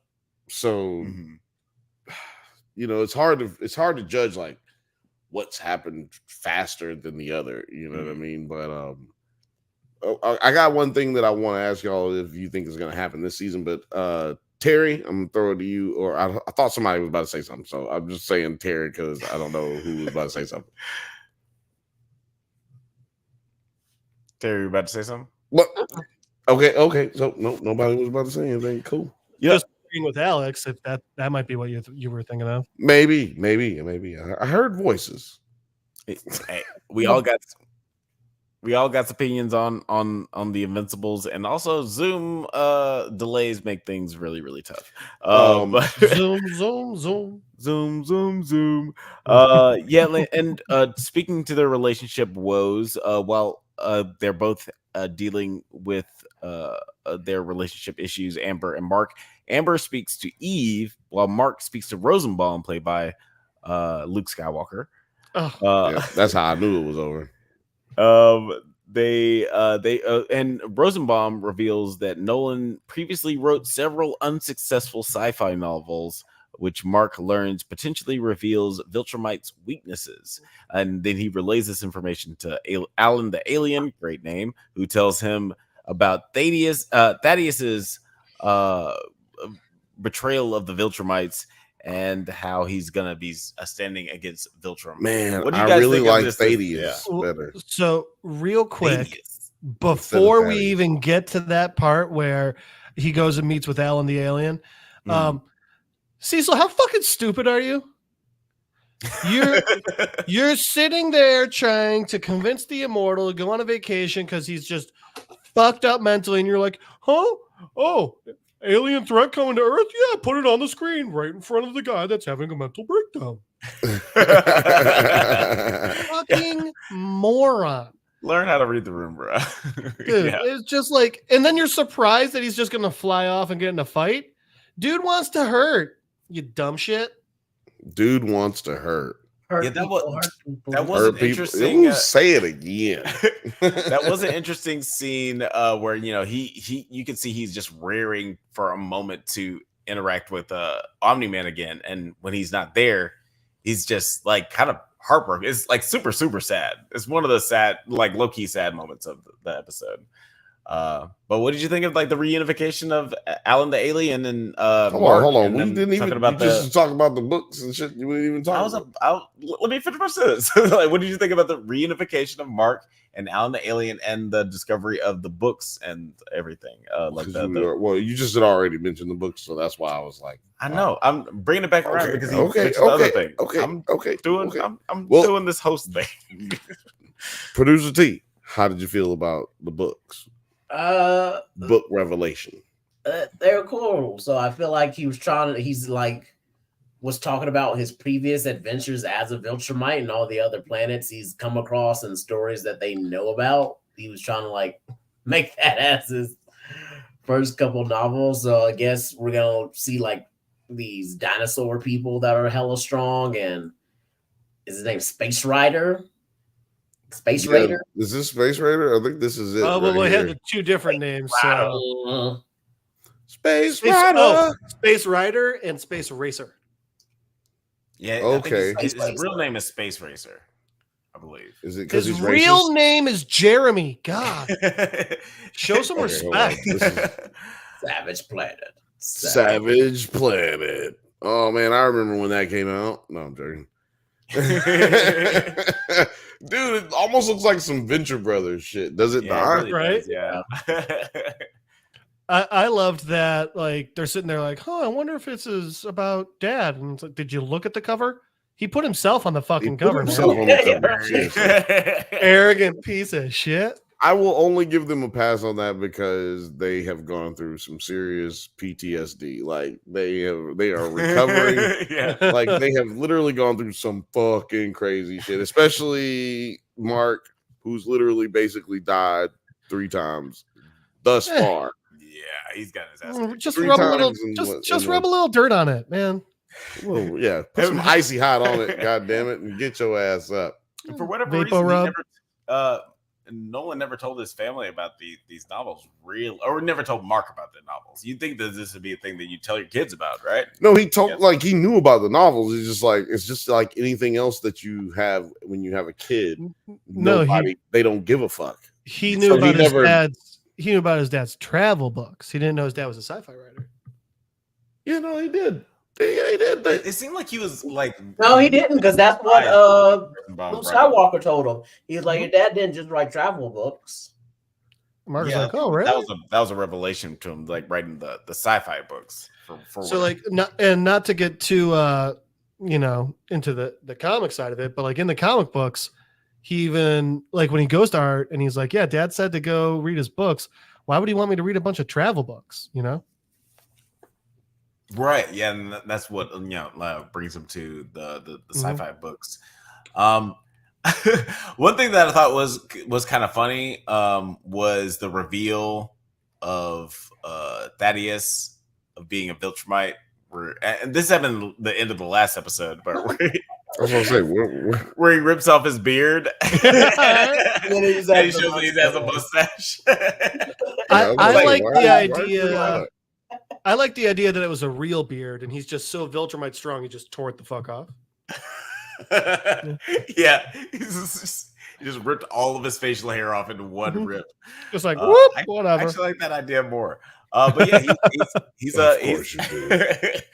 fucking. Oh my god, we skated over the best facial hair part of the episode. When Alan is translating for Mark, and he's like, yeah, Mark said I'm a friend. Chill out. He also said your facial hair is stupid. You're missing the best part. This part. Right here. You're missing the best part. This part. That was pretty good. That was hilarious. It was definitely the funniest line in this episode. Dude, Alan is a very close second to my favorite right after Rexplode. And it's probably just because Rex gets so much more screen time. Yeah. Man. That is a good question. Yeah, guys, put in the comments, Rex or Alan. Because I do like Rexplode a lot. But only because I know he's going to grow. You know? We saw it today. We did. He's a grower, not a shower. I feel the pain. Gross. Didn't need to know all of that. Didn't need to know all of that. I got something to point out when they go ahead. Beginning and showed like Shrinking Ray's all messed up, Rex is messed up, and there's just bodies and bodies of duplicate. I still don't get why she doesn't have like a secret one hidden somewhere. No, that is a great point. You brought that up last week. You brought that up last week, and man, we have not talked about that enough today. We should definitely talk about that more often in this show. I also think the more interesting part of that scene isn't that, but that he's literally holding a bloody scrap of her as opposed to any of the full fucking body. Well, I mean, look, there's enough of them. There was at least 30.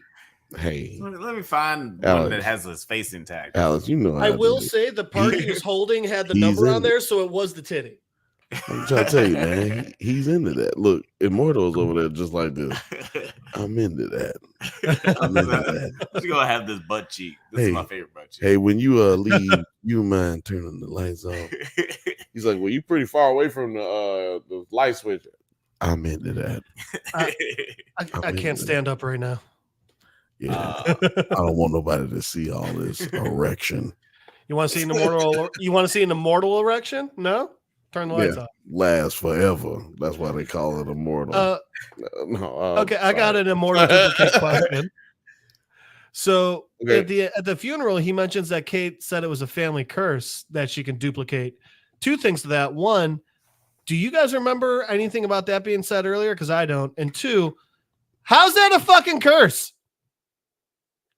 The curse is I have superpowers and can just blip, blip, blip, blip, blip. Well, I will say you're right. That was only addressed in the comic book because when he said it, I didn't think twice about it. But then I was like, "Oh, right." Now that you say, it, I was like, "Oh yeah, that was a comic thing only, huh?" I don't remember it even in the comic. It was no, one of those, like they explained it about like how it was a Chinese curse, like it was like her great grandfather was supposed to get cursed like her and generations, and one wasn't supposed to have too much, so they would basically starve to death. Because he would have too many mouths to feed. Okay. Yeah, her and her brother. Yeah, I feel like we're gonna get, and especially how important her character ends up being in this. I would expect we get an Adam Eve type episode before the next season. That'll be just like episode 0. Yeah, like and they have a lot of different like issues like that. Like they have a Brexplode one, they have a Peaceful one. Like I feel like we're gonna get those a lot between seasons. You know what I think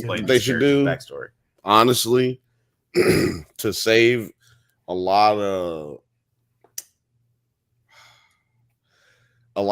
save face. Because what's gonna happen down the road, in my opinion, is there's too much. This shit is too dense.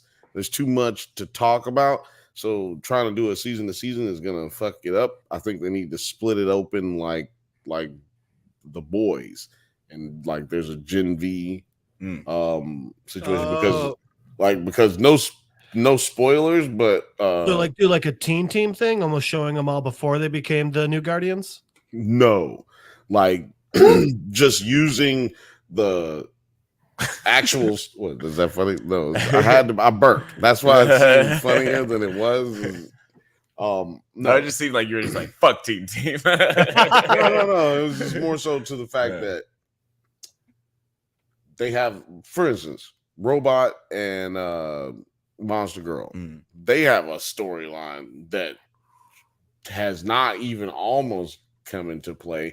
That, if I'm not mistaken, if everything was going according to plan, they would be in that moment at least somewhere close to this by now, right? They're compressing some stuff, but like that's gonna happen in a while. The only thing from the comic that would have happened by now is their movie date, where Rudy has to do some quick thinking to convince the teller that his dad said he's of age. You know? Yeah, that's the only Monster Girl Rudy thing we've missed so far. Yeah. With all that said, that's going to be a whole different show. That's not, you know what I mean? Like, that's not, if you're really thinking about it, there's no way you can do that show in a, 10 episode format, 12 episode format. Like that storyline, like I said, without any spoilers, that storyline in itself is just its own show. So I think you'll see like a break off, like you were saying, like in between seasons type thing. Maybe it's a season 3, season 4 type thing, but I think it's coming faster than we think it's gonna come, because the way this show has gone so far, the little things that you don't see or you're not paying attention to, they end up being a little bigger later. Yeah. And so they've been showing this like split or angst in Monster Girl and Robot subtly, like, yo, like, don't be hovering, like, don't be weird, don't make the shit weird, them getting into shit. So I don't know. I'm interested to see how they end up splitting that and other stories. You know what I'm saying? Not just there's so many other stories that you could take a lot of these characters and make spinoff TV shows anyway. Yeah, the world is really vast, and even in the comics, they ended up having a lot of a split off comics. They had a Guardians the Globe comic, and there are a lot of different intergalactic characters that they would interact with that also had their spin-off comics. Which, like, I wouldn't put it past them to do something like that. Like, they even interact with like Spawn and Savage Dragon, which I really hope that we get Spawn and Savage Dragon. And there's not a chance for getting Spawn. I hope. Can we get at least Savage Dragon? I would love Savage Dragon would be way more likely. Man, I just want Battle Beast right now. Let's make Battle Beast back too. Let's make up a storyline so we could just have Battle Beast come back. Like, I don't actually. Well, shit, with how they jump around, you might get him tomorrow. Yeah, I mean, I'm not mad at that, but they do some big. I feel like that wouldn't make any sense, but I'm not mad at it at the same time. Considering, like we mentioned with the title card at the beginning, they're definitely going to be moving things pretty fast for like how much time we have left in the season. But let's talk about how much time do we have left? 2 episodes? Jeez. 3 episodes, because it ends on 8, right? Nigga, I don't know. No, 2 episodes. 2 episodes because it's 6. Yeah, so 2 episodes left.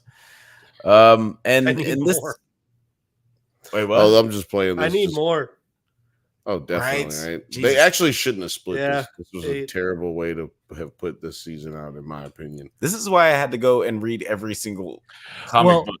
I don't think it would be that bad if they hadn't have split this season. Well, but Bill, the nice thing is, so far we've had double episodes, both episodes. So if they keep doing that, maybe it'll be okay. Yeah, maybe. Yeah. Either way, we're always going. I better get a spinoff. Oh my god! Another great fucking quote is just Alan over and over and asking, "Man, what a douchebag! Do you have those on your planet?" Yeah, that was great. That was great. Do you actually have douchebags? Yeah. So let's talk about the end of this episode. Russ returns home, but is attacked by a sequid hidden inside of him. Don't you just hate it when that happens? I hate it when I am attacked by a zombie spore on my home planet. If you have a sequid, how did they not X-ray that man? Thank you. If you have a sequid cure, we'll be a sponsor for your sequid cure. With Drunk Banthas, we'll be your sponsor for that. Yeah, we have sequid repellents here. Yeah, no, he would not have been going home for at least 2 weeks. Like, sorry, bro, right? You're fucking quarantined. Yeah, we gotta do so many tests. Fucking everything about that part made no sense. Also, like, his apartment's a mess. No, it wouldn't be. You want to know why? Because Cecil's team would have been combing over every fucking inch of it to see, like, hey, did Martians like leave like some weird funky poop? What's man been doing in here? They would have been investigating the fuck out of that, just trying to figure out, like, hey, like, I don't know, like, is there like leftover radiation if you're around a Martian too long? But they would have done all that. Like, no. Yeah, that's one of the parts that kind of fell through the cracks because they had those kind of moments in the comics, but they also weren't like Cecil wasn't really aware that Homeboy was a Martian. Like everything was more of a surprise. So like knowing that he already knew that, he would have had like round the clock surveillance on his place. They would have been cleaning up any kind of evidence. At least make the place look nice for the nigga when he gets back. You know? Also, It's just that, yeah. Didn't know he was going to live. Yeah, it's like, I had no idea That he was hobo going to child live. the previous Martian had. What's that? Remember that hobo kid the previous Martian was like taking care of? Oh, yeah, she's right. Oh, yeah, she just dead. It's cool. I thought you said homo kid, and I was just going to ignore you. I thought you said homo kid. And I was just going to be like, Hey, Hobo. you don't know. You don't know. She might be a part of the community. It's cool. I was just going to sit here and wait till somebody else. Y'all gonna say something about what T just said? But yeah, say I'm sure someone out there is going to be like, well, maybe Sequids don't show up on an X-ray. They would have done every possible fucking test. They would have waited until Ray was strong enough and healed up to shrink down and go inside that motherfucker. They would not have taken a chance. Because I like where you're going with that. Unless Cyril was like, let's see how bad things can get, and let's see, because he's still trying to test Mark to see how bad or how vulnerable Viltrumites are.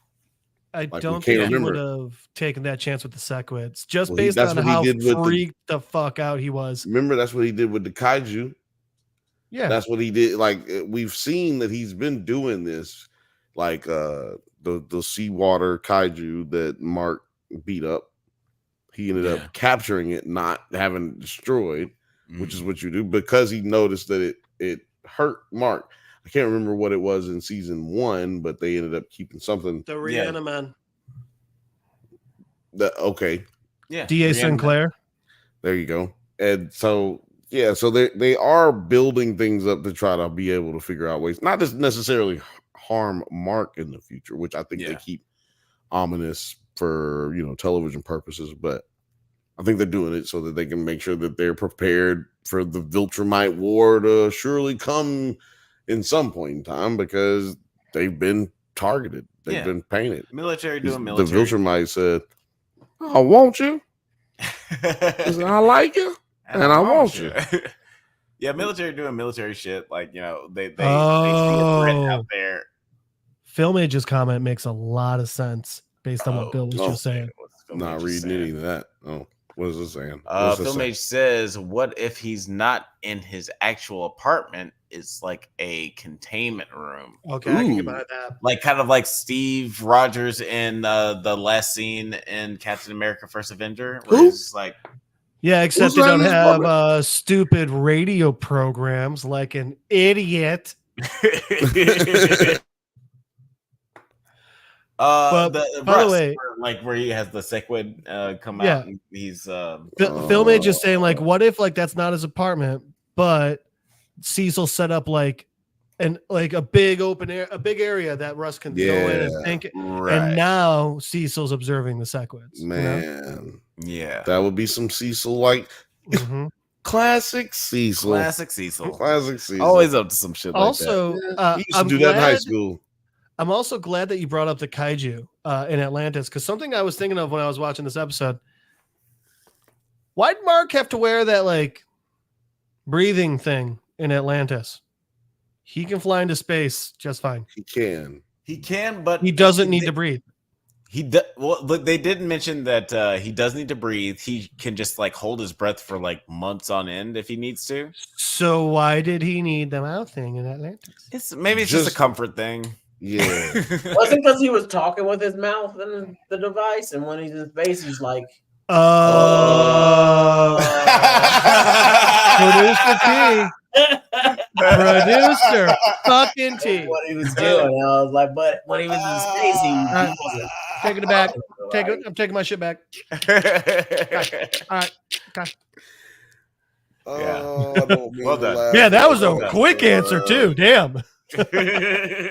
Well done. But let's talk about the real ending of this episode. The shit that's really gonna have some implications for things to pop off for the rest of the season. Angstrom Levy is back.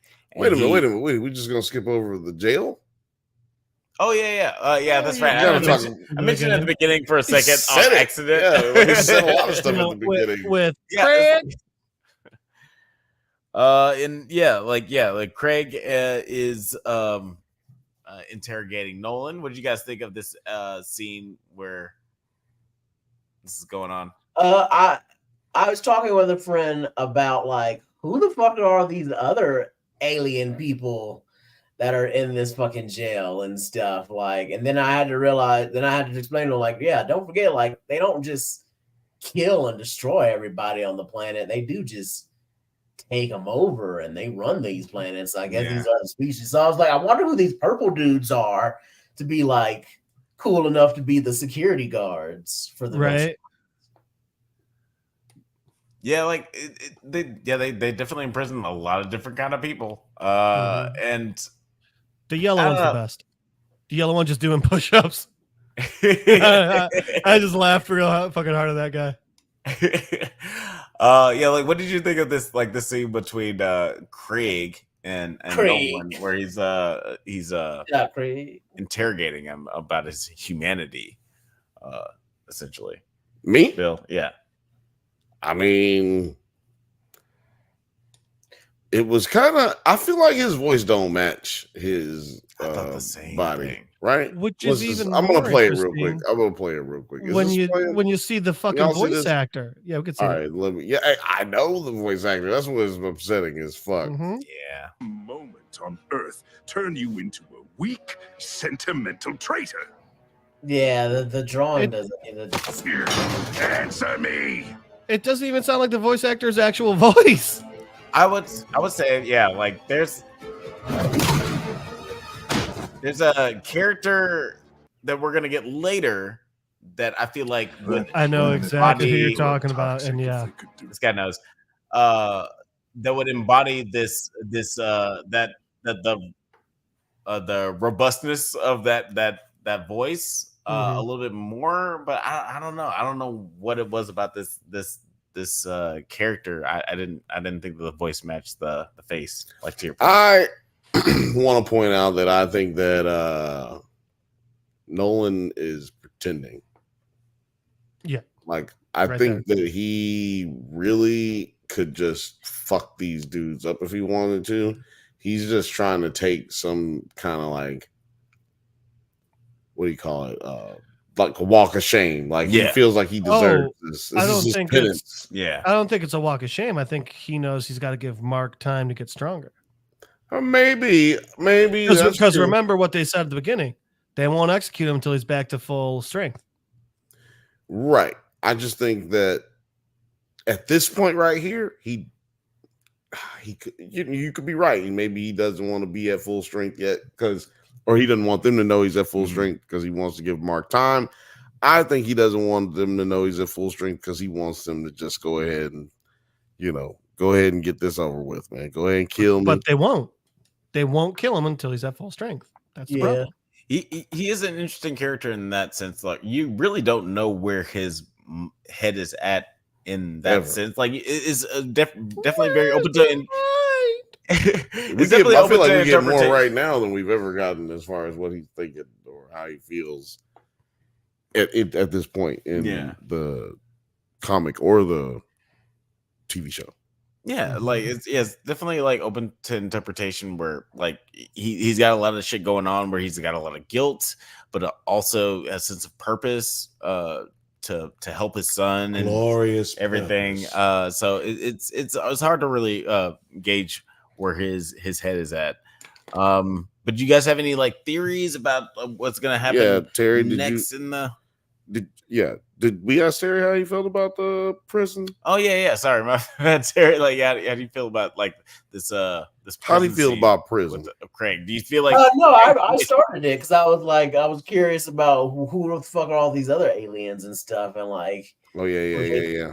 I should have gone back. Alex was telling me but to stop doing it. Yeah, I think Nolan's kind of faking it. He's hiding his strength. He's but I don't know why. Yeah, maybe he's trying to like delay it for Mark or something else. But yeah, he's definitely stalling. He's stalling for something. Yep. Like he's Russian. He's totally Russian. Got a good mustache for a Russian for stalling. Yeah. Stalling. Yeah, he's Russian, but he's not Russian. It's like he's taking his time. Yeah, like it is interesting. Like you don't know if he's taking his time or if he's like using this as penance, like you said. we'll see what happens later on in the season. Yeah. If he comes back next episode with a crown of thorns, definitely take it. you can take that visual semblance as it is. Know where he's going with that one. Any final thoughts on Invincible before we close things out? Got any guys? theories? Any thoughts? Mr. T, Huh? any thoughts or theories? No. No thoughts or theories. No. Art, any thoughts or theories? This is what I caught up to. This issue. So, nice. In a general sense, I have read past this issue, but it was so long ago, I just don't remember what comes immediately after this or anything like that. Oh wait, no, I've got theories. Oh shit! He's got theories. I mean, it's just based off the last scene we saw. It's going to be Angstrom Levy going after Mark, right? Like that's the only thing that can really. That has to be what's next. Yeah. The Angstrom pull something. Yeah. The only other thing I had was when Craig was like, "Oh, these Earthlings, how could they do this to him?" or blah blah blah. It was just I was wondering, like, okay, is that his way of saying they're not going to give Mark the 100 years? They're going to show up earlier, but I just don't know. Yeah.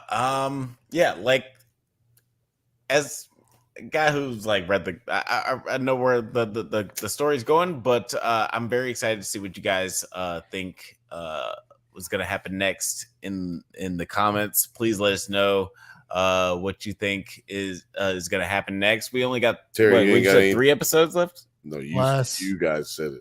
Two episodes. Yeah, 2 episodes. Yeah, sorry, 2 episodes. I have no idea how many episodes ever in any show. And as a matter of fact, when we're not covering a show and the shit ends, I have to Google it and afterwards and figure out whether or not that was actually the last episode. Bill, just so you know, there are no more episodes of Halo, so you're good. Oh yeah. I already Googled that. I already Googled that. X-Men 97 will have 10. Oh yeah. That's a good 10. one. Damn. Yep. What? Okay. You think that's a lot? And Shogun will have 10. It's a lot for what we've and tonight's episode will be episode 6 of Shogun. Man, season 2 of X-Men had 30 episodes. So we're talking about like 90 episodes between season 1 and 2. Easy. I mean, yeah, things have changed, but I didn't have to cover it back then. That's the only Oh man, I wish we did, dude. You know how easy it'd be able to cover stuff if we got content for 90 episodes, man. God, I wish. Those were the days. Bill, season 1 and 2 had 13 episodes. Which one had 30 episodes? No clue. It might be one of those things where they bunch. No, yeah, because on Disney it says that one of them has 30 episodes. One of them has 30, and then 2 of them plus, it's like 30. It's 60 in like 3 seasons. Like 16 walls. 16 I just walls. Well done. Well done. I just like telling us that super joke. Before we get out of here, Art, you want to tell the people where they can find you on the interwebs? Oh, of course. You can always try and Skype me, Don Cheadle's driveway at littledickie2.com. It's because of the hackers. Oh man, hackers. Yeah, dude, they're all over me, man. All right, Jeff Madel on Facebook, at Madel Jeff on Instagram. I'm going to be dropping more and more Invincible comic videos throughout this season, and then we're going to start going over to some other comic books I'm very excited about, including one that people have started calling the next Invincible. So that's going to be a really fun universe. Oh, geez. Yeah, so good. Other than that, honestly, the easiest way to find me is just come back here on Monday nights and watch me talk shit. Yeah, guys, definitely check out the Invincible video that is over at Nerds at Night. You can find the description find the link in the video description probably tomorrow. I don't know. if you're watching this live, because Might as well I'm not do it going to do it tomorrow. right now. But I'll definitely add it later on. Why not? But you guys should definitely check that out. It's a really great video, and I love just descriptions of the comics. But producer T, where can people find you on the interwebs? You can find me, as always, on my Instagram, GaryFPhotos, or on my other Instagram at TPensCO. And you can pick up this nice little pen that I have on my store Dude, that's right such now. a badass one. That's What sells That's so out, good. one run of it. That's about it. I still have a video for Black History Month. I never made the other part, but there's one part on there that we some of our best viral moments and Black history of memes and viral videos. So check that out on our YouTube for Nerds at Night. Yeah, it's on Nerds at Night. Yes, sir. Yeah, like I really liked part one of that series. Like, man, it's so funny and so insightful and so nostalgic. Like especially when it got to the chocolate rain part of the video, I was like, yo, I was like totally in. I remember this shit. Like, so yeah, guys, definitely check out that video and all the different content that we got on Nerds at Night. Bill, anything you wanted to tell the people about what you got coming up on the Banthas Bunch? The Banthas Bunch. The Banthas Bunch. It's the Bantha Bunch, Alex. The Bantha Bunch. Fuck me. Dude, I can't wait till like 3 years from now when this is a whole Berenstain Bears bullshit. Look, Alex is we're from Birmingham, Alabama, and Alex has just been he's just gotten a little bit inebriated, and he's now pronouncing things like we do in the South when we pronounce it with plural where it's not supposed to be. In Birmingham, Alabama. But this is the Drunk Banthas. So that's what I'm saying. And therefore nobody's judging. I'm just explaining the plurals. You know, everything becomes Banthas bunches. So crystal becomes crystals. Yeah, crystal becomes crystals. So hey, it's cool. People can just check out the Birmingham Bantha bunches. Exactly. Now, hey, this motherfucker might be from Birmingham. Sound like he's from Birmingham. Tuesdays. No, yeah, you can. Excuse me. So sorry.